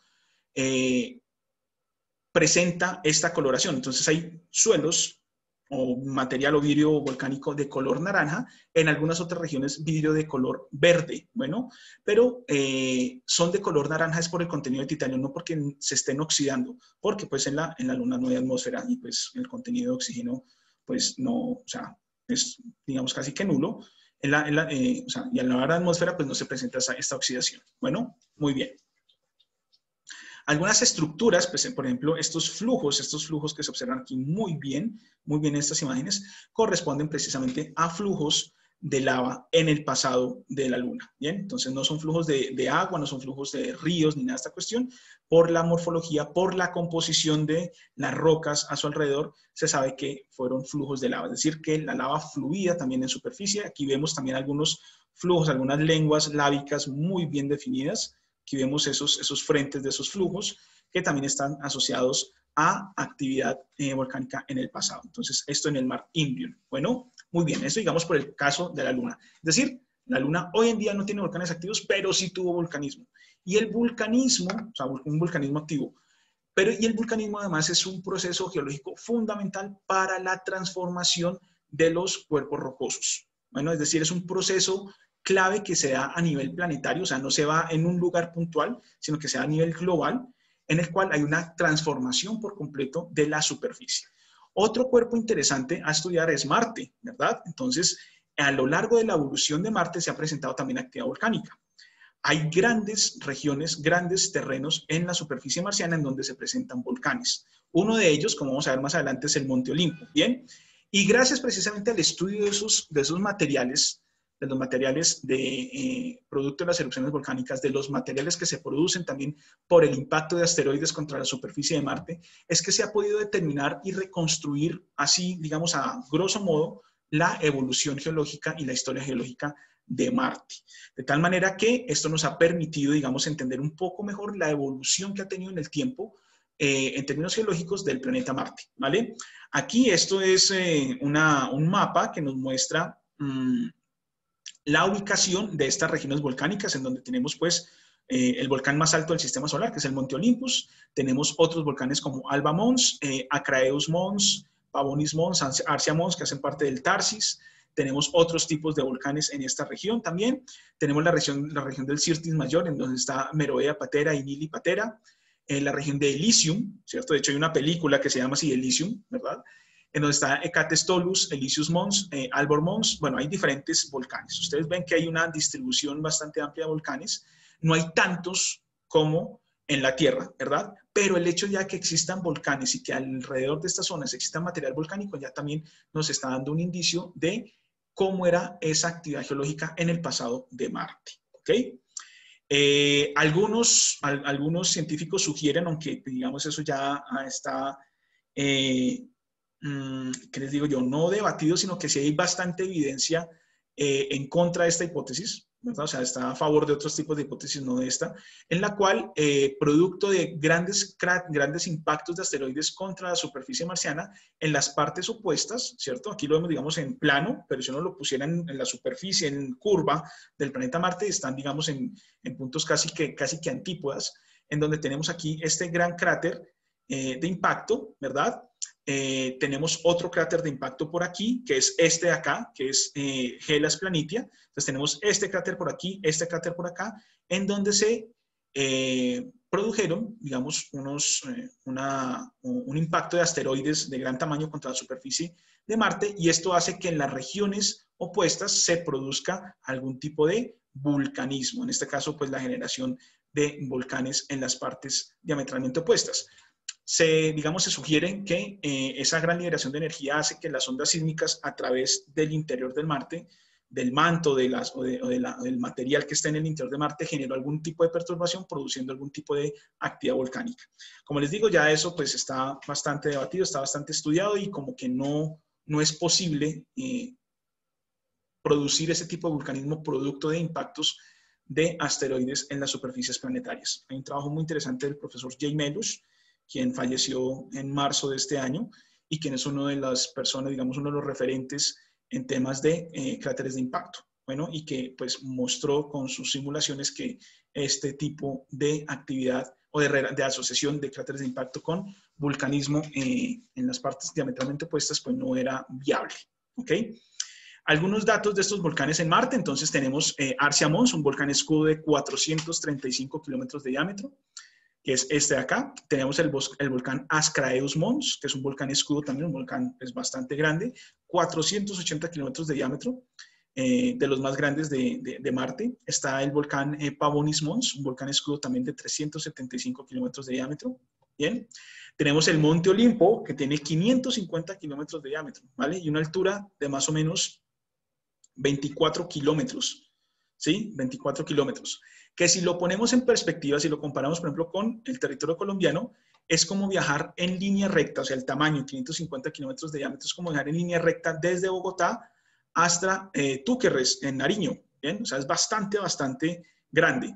Y en el territorio colombiano cabrían más o menos 3 volcanes desde Punta Gallinas hasta Leticia, aquí en esta 3 volcanes y medio realmente. Bueno, 3 volcanes y medio, desde el norte, desde la Guajira hasta el Amazonas. O sea, es un bastante grande este volcán, entonces ya lo tenemos como identificado en términos de un tamaño conocido que sería el territorio colombiano. Bueno, también en algunas regiones de Marte, particularmente en estas zonas de transición en donde se presenta la dicotomía marciana, que son regiones en donde hay poco contenido, poca cantidad de cráteres, poca densidad de cráteres de impacto en la parte norte con respecto a la gran densidad de cráteres en la parte meridional y del sur en Marte, pues lo que observamos son algunas estructuras que se asemejan mucho a erupciones de tipo freática en Marte, que comparadas con algunos paisajes, por ejemplo en Islandia, que se sabe que son volcanes cuya interacción de los magmas han tenido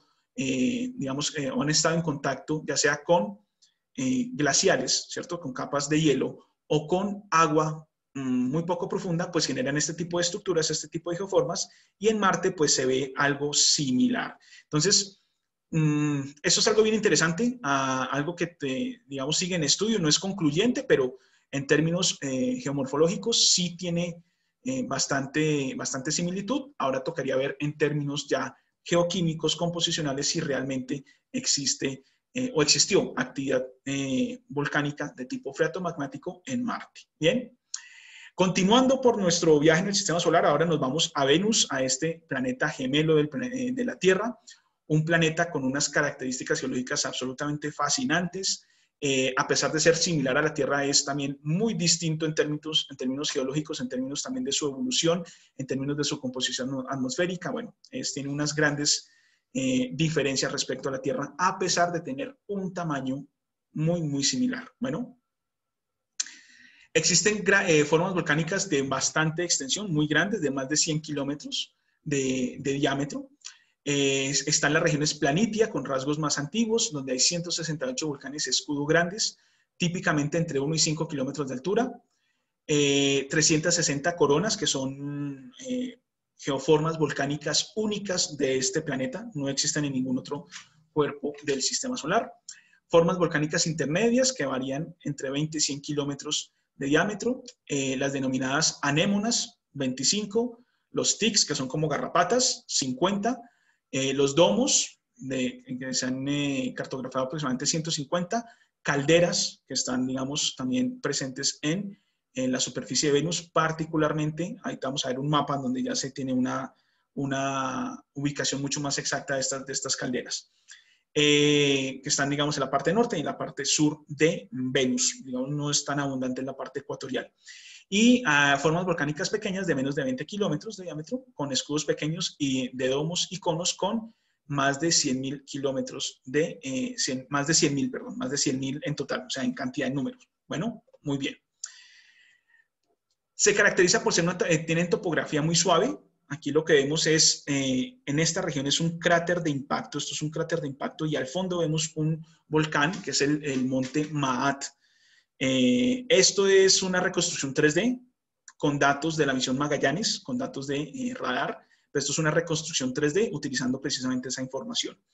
Se ven cráteres rellenos de magma, aquí vemos la diferencia en contraste, la diferencia en reflectancia, que es otra propiedad muy interesante que sirve para determinar los tipos de materiales en superficie, y ese contraste en reflectancia pues nos permite saber que hay algunos cráteres de impacto rellenos de magma y grandes extensiones superficiales mayor a 100.000 kilómetros cuadrados, en donde también se ven algunos flujos de lava. Bueno, la región alfa, por ejemplo, es una serie de valles, cordilleras y fallas, o bueno, en este caso pues no sería correcto hablar de fallas, sino más bien fracturamientos, con longitudes que van entre los 5 y 100 kilómetros, y las regiones topográficamente más bajas son oscuras al radar y están rellenas de lava. Es decir, como estas partes, digamos, de Venus que se están en la superficie, están cubiertas de alguna manera por la atmósfera de Venus, que es muy densa, entonces no es posible verlo en el visible. O sea, a simple vista no es posible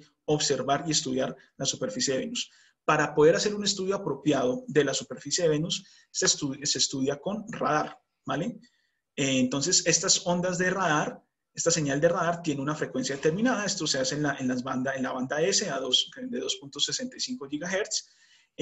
Penetra la atmósfera, llega a la superficie de Venus, esa señal rebota, ¿cierto? Dependiendo de la rugosidad del terreno, llegará más o menor información y con esa información es que se reconstruye cómo es que es la superficie de Venus a pesar de no verla, sino con datos de radar. Entonces, las regiones más oscuras van a ser regiones que son, digamos, en términos de rugosidad, menos rugosas, o sea, como más planitas, ¿cierto? Más lisas, ¿verdad? Y eso hace que la señal se disperse más fácilmente, por eso son de color oscuro, porque el aparato, el satélite, no recibe nuevamente esa señal. Es como un espejo. Bueno, digamos, por ejemplo, si uno viera los mares en radar, ¿cierto? Serían completamente negros, porque esa señal llega y rebota y sale dispersa en el mismo ángulo que incidió. Entonces, nunca llega parte de esa imagen, de esa señal al radar. En cambio, los terrenos rugosos lo que hacen es que dispersan toda esta señal en diferentes direcciones y parte de esa señal es dispersada nuevamente en la misma dirección en la que está ubicado el instrumento. Entonces, eso hace que se vean como más brillantes. ¿Okay? Entonces, esas diferencias en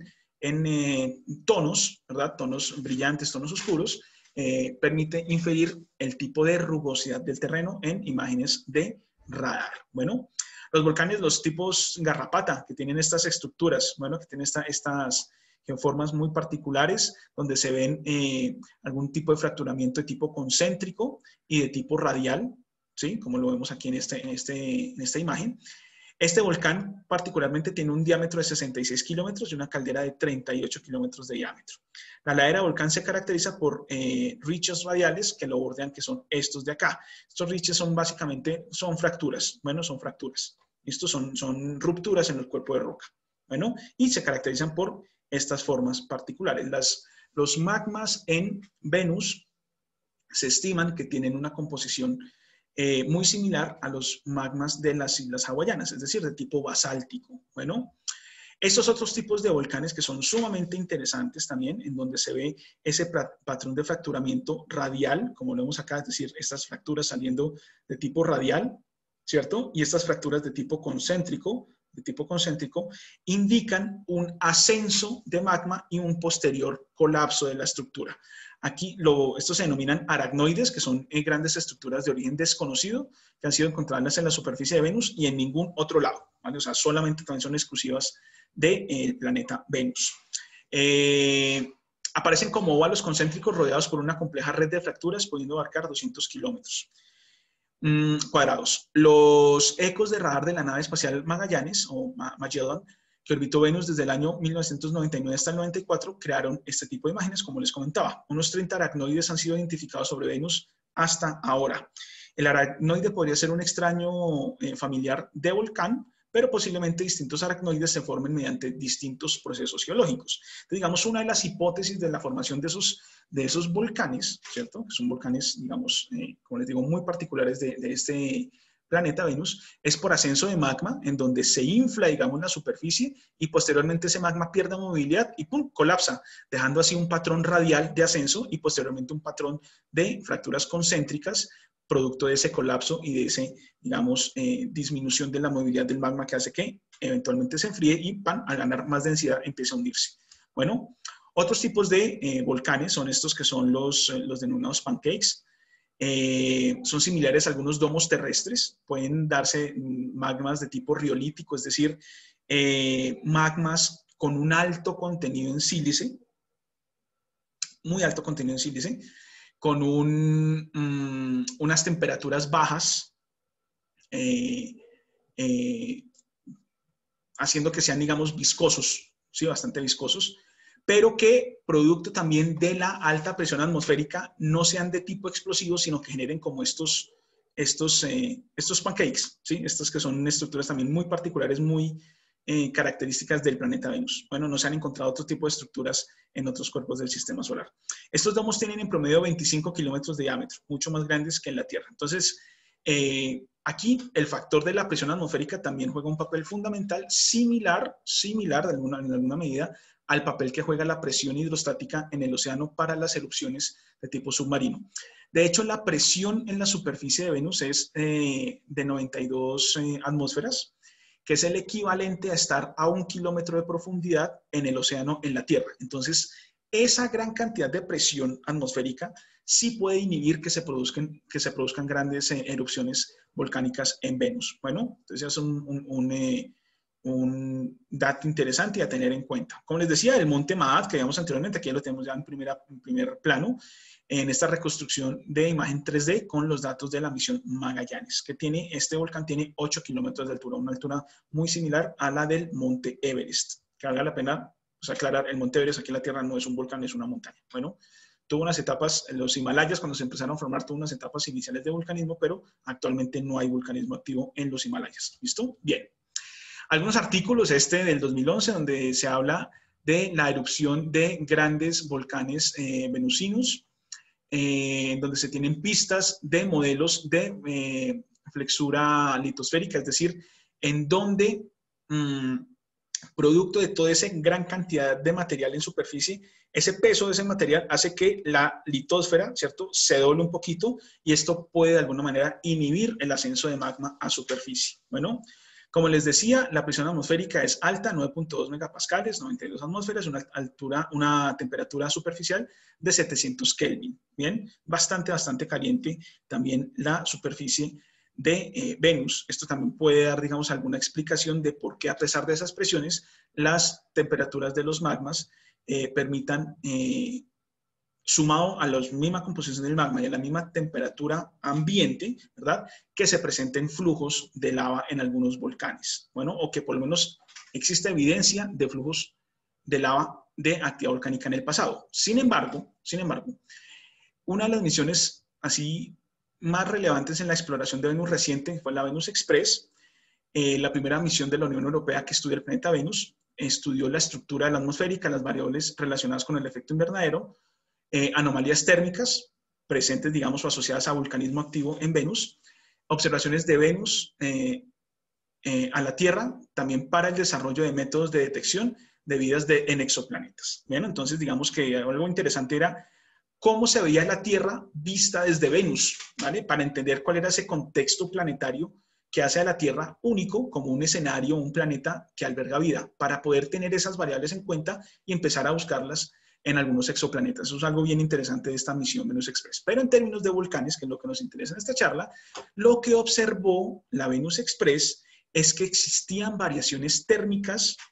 sobre algunos puntos en la superficie de Venus que también estaban asociadas a variaciones de dióxido de carbono, ¿vale? Entonces, digamos, de manera indirecta, pudo determinar que en algunas regiones, con los datos que se tenían de la misión Magallanes y los datos recientes de la misión Venus Express, se pudo eventualmente confirmar que existe vulcanismo activo. Es decir, que sobre estas regiones, aquí estamos viéndolo, digamos, en planta, ¿cierto?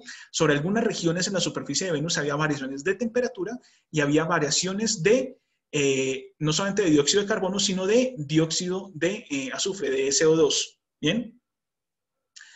Estas variaciones de temperatura y estas variaciones de los compuestos asociados a erupciones volcánicas permitió al equipo de la misión InSight hacer varias publicaciones, una de ellas, si mal no estoy, fue en el año 2015, en la cual confirman que efectivamente esos patrones que tienen una coincidencia temporal y digamos, están asociadas a un mismo tipo de fenómeno, confirmarían que actualmente Venus tiene volcanismo activo. Es decir, que hay muchos volcanes que no presentan actividad volcánica, pero hay otros que sí presentan actividad volcánica. Esto fue posteriormente ya ratificado en un artículo de este año, en Nature Geoscience, en donde se hace un estudio de cuáles son esos volcanes que presentan ya actividad, que están activos en el planeta Venus. Entonces pasamos de tener una visión de hace unos años, ¿sí? Hace unos 30, 25, 30 años, de un planeta que se suponía o se creía que estaba, digamos, geológicamente inactivo en términos vulcanológicos, a una visión ya más reciente que con evidencia científica, con diferentes análisis de datos, nos muestra un planeta volcánicamente activo. Todos estos punticos rojos son volcanes activos en Venus, ¿vale? Son varios, son varios. Esto es absolutamente interesante y esto, digamos, que da muchas más razones para que en un futuro cercano se envíen misiones a estudiar al planeta Venus, ¿vale? Mercurio, ¿vale? Ya saltándonos, yéndonos de Venus a Mercurio. ¿Qué pasa con Mercurio? Un planeta que siempre se había creído monótono y aburrido, pues resulta que no es tan así. Mercurio ha resultado ser un planeta de muchísimo interés de tipo geológico, producto de los estudios realizados por la misión Messenger. La misión Messenger, una misión de NASA, que estuvo orbitando y estudiando la superficie de Mercurio, encontró cosas muy interesantes. Por ejemplo, zonas en donde la reflectancia es muy distinta a algunas regiones aledañas. Estas variaciones en reflectancia lo que podría estar indicando es presencia de flujos o de material lábico asociado a erupciones volcánicas. ¿Ok? Muy bien. Algo que ocurrió y que fue una imagen tomada en abril, el 1 de abril de 2013, no causó mucho revuelo, digamos, como en las noticias, pero en la comunidad planetaria fue muy, muy relevante, fue esta imagen del limbo de Mercurio, en la cual se ve como un penacho de material saliendo hacia el espacio exterior. ¿De qué podría tratarse? ¿De qué podría tratarse? Pues hay varias hipótesis. Una de ellas es que se haya tratado una erupción durante la cual la lava es eyectada desde lo profundo, dispersando material en las proximidades del posible centro activo, es decir, un volcán activo, una erupción que coincidencialmente se haya visto la erupción de un volcán, ¿cierto? Otra posibilidad es que esta columna sea un geyser de volátiles, bueno, análogo a lo que se cree sucede en Encélado. Entonces, digamos, también la presencia de hielos, que es también abundante en algunas regiones de Mercurio, pudo haber causado este efecto.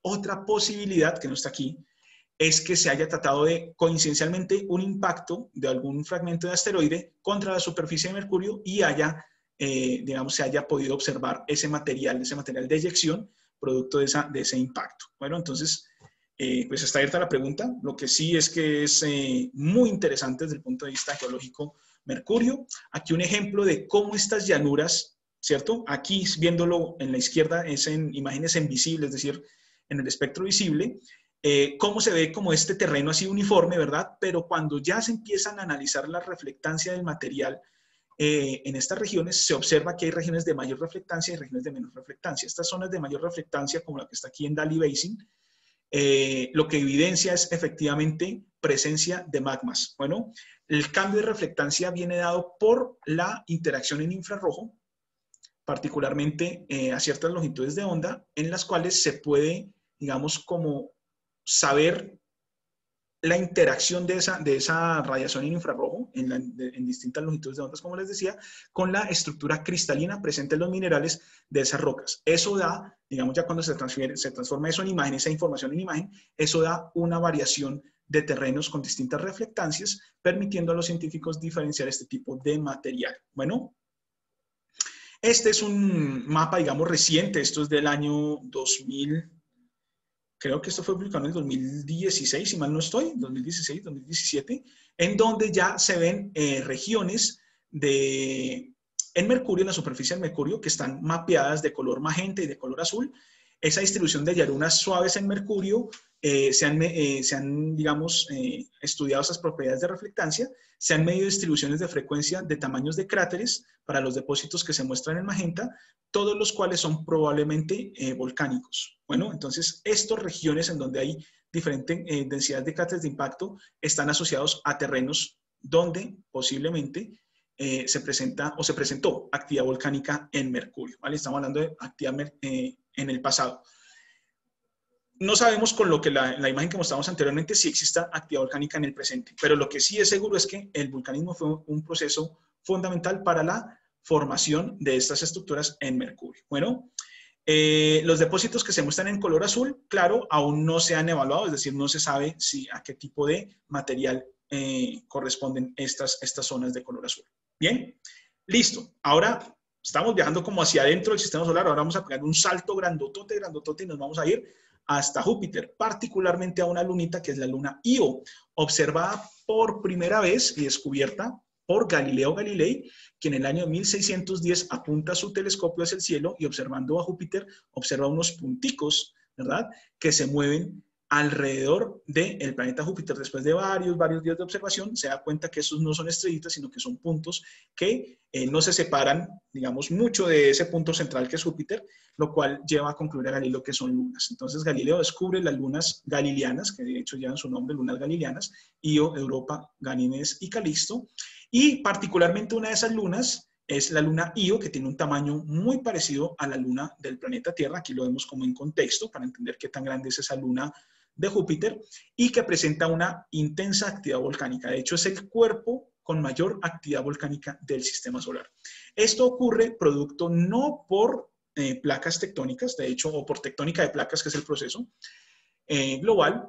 De hecho, la Tierra es el único cuerpo del sistema solar que hasta el momento se sepa que tiene un proceso de tectónica de placas activo, ¿vale? En el caso de la luna Io se da, es por otro fenómeno que son las fuerzas de marea, en el cual la atracción gravitacional de Júpiter y la atracción gravitacional de las lunas Europa y Ganímedes hacen que se deforme, ¿verdad?, la luna en el tiempo, que se vaya, digamos, como estirando, y hace que el material en su interior se vaya calentando, ¿vale? Parecido, digamos, un ejemplo casero, ustedes lo pueden hacer en casa si ustedes toman un clipcito, ¿cierto? Un clipcito de metal y lo empiezan a doblar, llegará un punto en que se va a partir, y si ustedes tocan las puntas están muy calientes, ¿bien?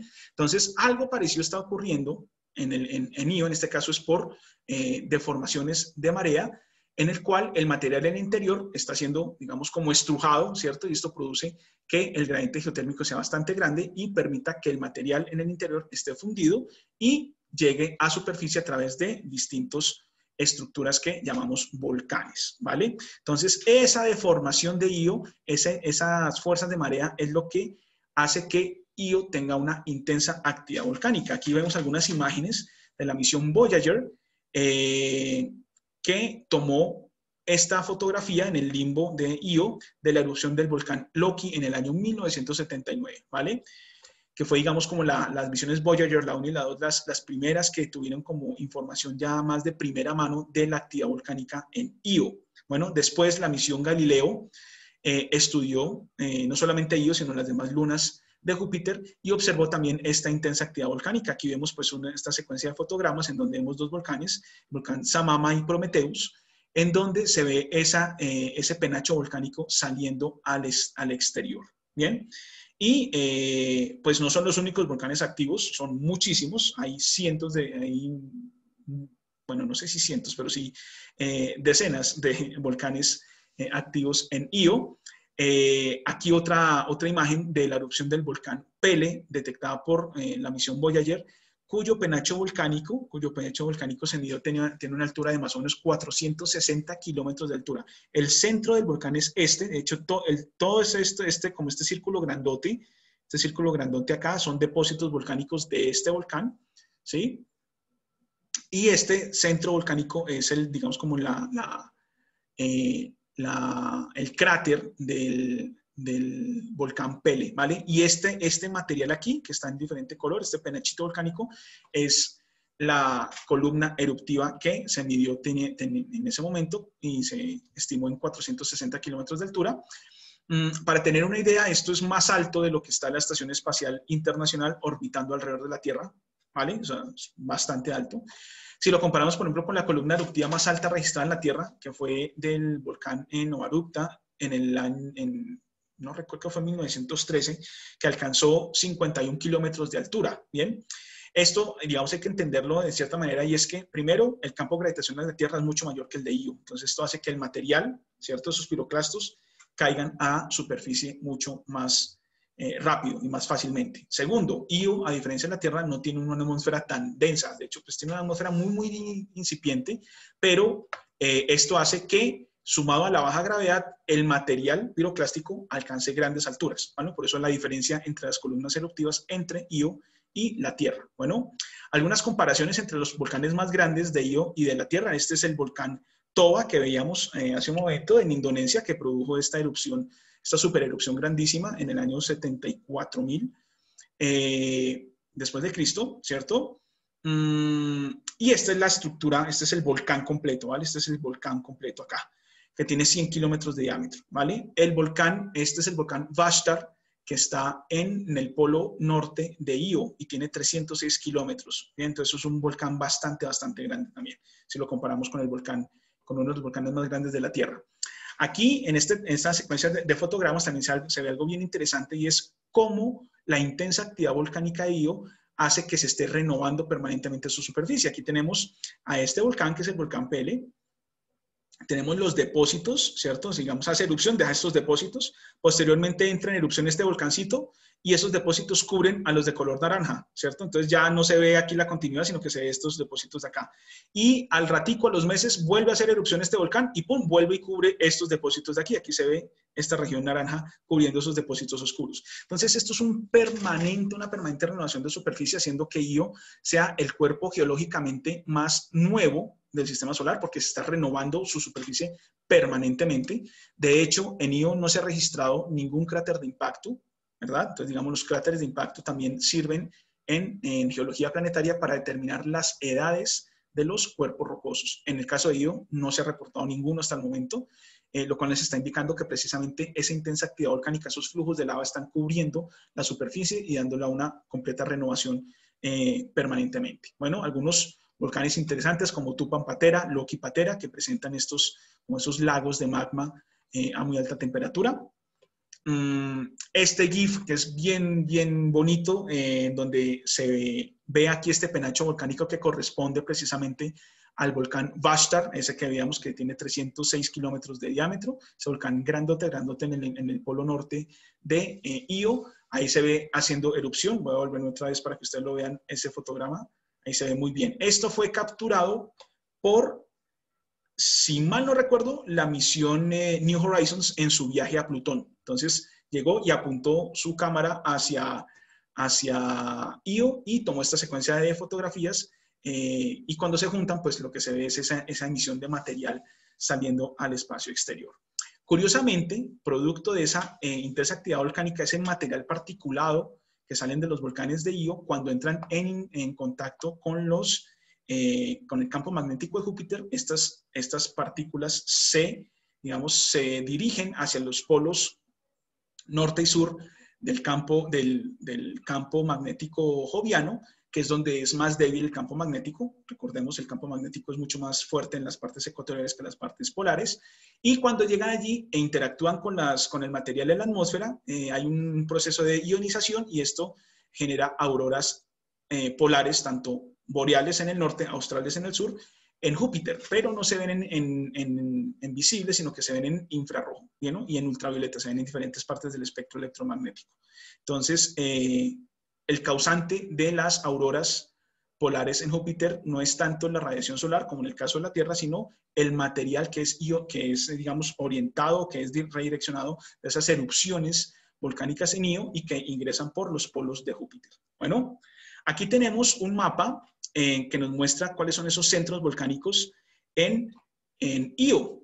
Bien, aquí cada triangulito rojito es un volcán en Io, Hay muchísimos y la gran mayoría, no todos, pero sí la gran mayoría son activos. Bueno, si nosotros observamos, por ejemplo, la distribución de volcanes en la Tierra y los volcanes en Io, vemos que los volcanes en Io no siguen un patrón como sí lo hace en la Tierra, ¿no? Recordemos aquí el cinturón de fuego, que es donde tenemos esas zonas de subducción, o estos volcanes por acá, que es donde tenemos las zonas de esos bordes divergentes que se observan actualmente en África, ¿verdad? O en los puntos calientes, como en Islandia, como en el caso de Hawái, etc. Aquí en el caso de Io, digamos, tiene otro tipo de distribución. Están más centrados hacia la parte ecuatorial, que es donde se sufre una mayor deformación de la litosfera, producto de esas fuerzas de marea. Aquí en la Tierra, pues están más hacia el hemisferio norte, producto no de fuerzas de marea ni nada de ese estilo, sino que la mayor cantidad de masa continental está casi que en el hemisferio norte. ¿Listo? Y como sabemos que se producen por colisión de placas, es decir, por la tectónica de placas en la Tierra, pues ahí es donde va a estar mayor concentrada la cantidad de volcanes. Eso fue un trabajo que presenté en el año 2012 en el American Geophysical Union en San Francisco, mostrando mis resultados de este trabajo de investigación, y posteriormente en el Lunar and Planetary Science Conference, que es un congreso dedicado a las ciencias planetarias, mostrando precisamente la variación de estos depósitos volcánicos en Io y su relación con las supererupciones como análogos terrestres aquí en la Tierra. Bien, muy bien, ya para ir finalizando, entonces vamos a hablar rápidamente de Encélado. Encélado, luna pequeñita que orbita alrededor de Saturno, en la cual la misión Cassini ha observado también estos penachos que salen del hemisferio sur de Encélado, en donde se produce un fenómeno que se denomina criovolcanismo, ¿verdad? Este criovolcanismo entendido como material, digamos, a bajas temperaturas comparados con los magmas, en donde hay emisión de agua desde el interior y que una vez llega al espacio exterior se devuelven cristales de hielos. Entonces aquí no estamos hablando de magma como tal, sino de agua, ¿ok? Cuando se estudió la composición de estas plumas en la superficie, de estas plumas, perdón, de material que fue analizado por la misión Cassini, en las cuales se observan, digamos, que tienen su origen en superficie y alcanzan grandes alturas, pues se observó gran cantidad de agua, gran cantidad de algunos otros hidrocarburos, metano, NH3, orgánicos de diferentes tipos, etc. Bien, se encontraron diferentes compuestos, pero digamos interesante es la gran cantidad de agua que hay presente en ese material. Aquí vemos algunas otras imágenes en donde se observa precisamente en esa parte, en el hemisferio sur de Encélado, esa eyección de material hacia el exterior. Digamos este fenómeno de estas plumas volcánicas, de este criovolcanismo, está restringido al hemisferio sur de Encélado. No hay evidencia en la parte meridionales ni en las partes polares hacia el norte. Bien, y como les decía, pues el material no es magma, es básicamente agua. Simplemente tenemos estas tres condiciones en Encélado para que se presente volcanes, en este caso criovolcanes, que son un material para fundir, ¿verdad? Un incremento de la temperatura hacia el interior y pues este gradiente geotérmico que juega un papel fundamental. Entonces lo que tenemos es temperaturas que producto de la actividad interna de Encélado, que se estima también que obedece tal vez a fuerzas de marea, producto de la atracción gravitacional de Saturno y de las demás lunas que están orbitando alrededor de Saturno y que son más externas a Encélado, pues se produce este calentamiento interno. Esto hace que se caliente el material en el interior y que el agua, ¿cierto? El agua que está a cierta temperatura, cuando salga al exterior, producto de esa diferencia de temperatura, genere pues cristales de hielo. Entonces tenemos agua en estado líquido que sale al exterior y tenemos entonces una emisión de partículas de hielo, generando así los criovolcanes. No confundir, aquí lo ponen digamos entre paréntesis, como los geysers fríos, pero no es el mismo proceso. La dinámica de los geysers es muy distinta a la de vulcanismo. Este tiene el mismo comportamiento que los volcanes, simplemente que no estamos hablando de magma, sino de agua. ¿Listo? Entonces, esa es la diferencia. Volcanes en Titán, aunque esto, digamos, sigue siendo un tema de estudio, la alta presencia de metano en la atmósfera de Titán puede que sea de origen volcánico, como también existe la posibilidad que sea de origen microbiano. ¿Ok? Entonces, aquí lo radical de esto es entender que pueden tener el mismo compuesto, en este caso el metano, ¿cierto? Un origen diferente. Puede ser de tipo volcánico, o sea, dado por la disolución de ese metano en los magmas presentes en Titán, ¿verdad? Que cuando llegan a superficie se liberan y forman esa espesa atmósfera, que vale la pena resaltar, tiene en superficie la presión atmosférica es de 1.5 la atmósfera terrestre. Bueno, la atmósfera de Titán es bastante densa. O también se puede presentar el fenómeno en el que ese metano se dé por actividad microbiana. Bueno, también se podría hablar de criovolcanes, ¿no? El metano aquí, por ejemplo, no solamente está en forma gaseosa, sino que también está en forma líquida. Hay ríos, hay océanos, hay extensos cuerpos de metano en estado líquido, producto de esas bajas temperaturas. Entonces, digámoslo que cuando comparamos, ¿verdad? Cuando comparamos la atmósfera y la dinámica terrestre con la dinámica atmosférica en Titán, podríamos llegar a suponer que parte de esa gran cantidad de metano que hay presente en la atmósfera de Titán, pues pueda ser de origen volcánico. Es una posibilidad. Y ya para ir cerrando, pues la luna Europa de Júpiter, nos fuimos, brincamos de Io, que está en Júpiter, fuimos hasta Encélado, en Saturno, aquí nos devolvemos nuevamente a Júpiter, para hablar de la luna Europa, que es una luna muy interesante también, que es cubierta de hielo, es un extenso casquete de hielo de gran espesor, varios kilómetros de espesor, en los cuales se observan algunas estructuras muy interesantes en su superficie, pero desde el punto de vista volcánico se ha sugerido que, producto de esa misma actividad interna, ¿verdad?, de ese calor interno que tiene Europa, se sabe, y ahí digamos, es una certeza, ya se tienen los modelos bien justificados con los datos que se han obtenido de distintas misiones planetarias, que en el interior de Europa hay un océano líquido. Bien, esto también podría generar que algún tipo de actividad interna se manifestara, ¿cierto? Ese tipo de actividad interna se manifestara en superficie a manera de criovolcanes. Desde el punto de vista digamos, astrobiológico, biológico, ¿verdad?, microbiano, también es una luna muy interesante porque, como les digo, bajo ese grueso casquete de hielo podría presentarse algún tipo de vida microbiana producto de que tenemos calor, tenemos agua en estado líquido, entonces posiblemente pueda existir vida allí.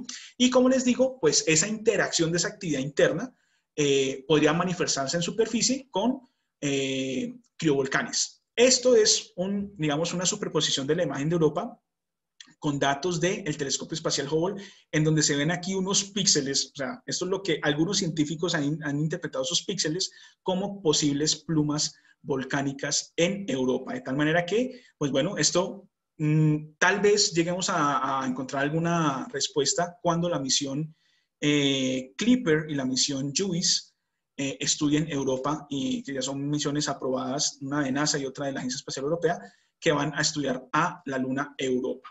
Así que en términos generales, estos son como la variedad de volcanes en el sistema solar, un viaje interesante, rápido, pero con una variedad grandísima de estructuras volcánicas y de procesos geológicos que dan paso precisamente a este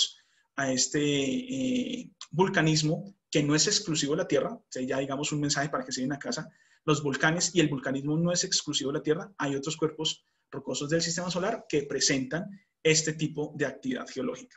Los invitamos a que nos sigan en nuestras redes sociales, en la Asociación Colombiana de Estudios Astronómicos, ACDA, en Facebook y en Twitter, lo mismo que en el Grupo de Ciencias Planetarias y Astrobiología de la Universidad Nacional de Colombia, en Ciencias Planetarias UN y en Facebook, y @Grupo GCPA. Y para aquellas personas que me deseen contactar, este es mi Twitter. También me pueden hacer preguntas, me pueden contactar y podemos estar ahí en contacto para hablar de estos temas tan interesantes. Así que con esto, pues me despido, agradecerles a ustedes por la invitación y esperando que sí hayan aprendido muchísimo sobre volcanes en el sistema solar, y que en esta travesía por los volcanes del sistema solar pues nos hayan quedado estos conceptos mucho más claros y se hayan llevado un buen mensaje a casa después de esta conferencia. Así que muchas gracias y nos veremos en una próxima oportunidad. Muy amables.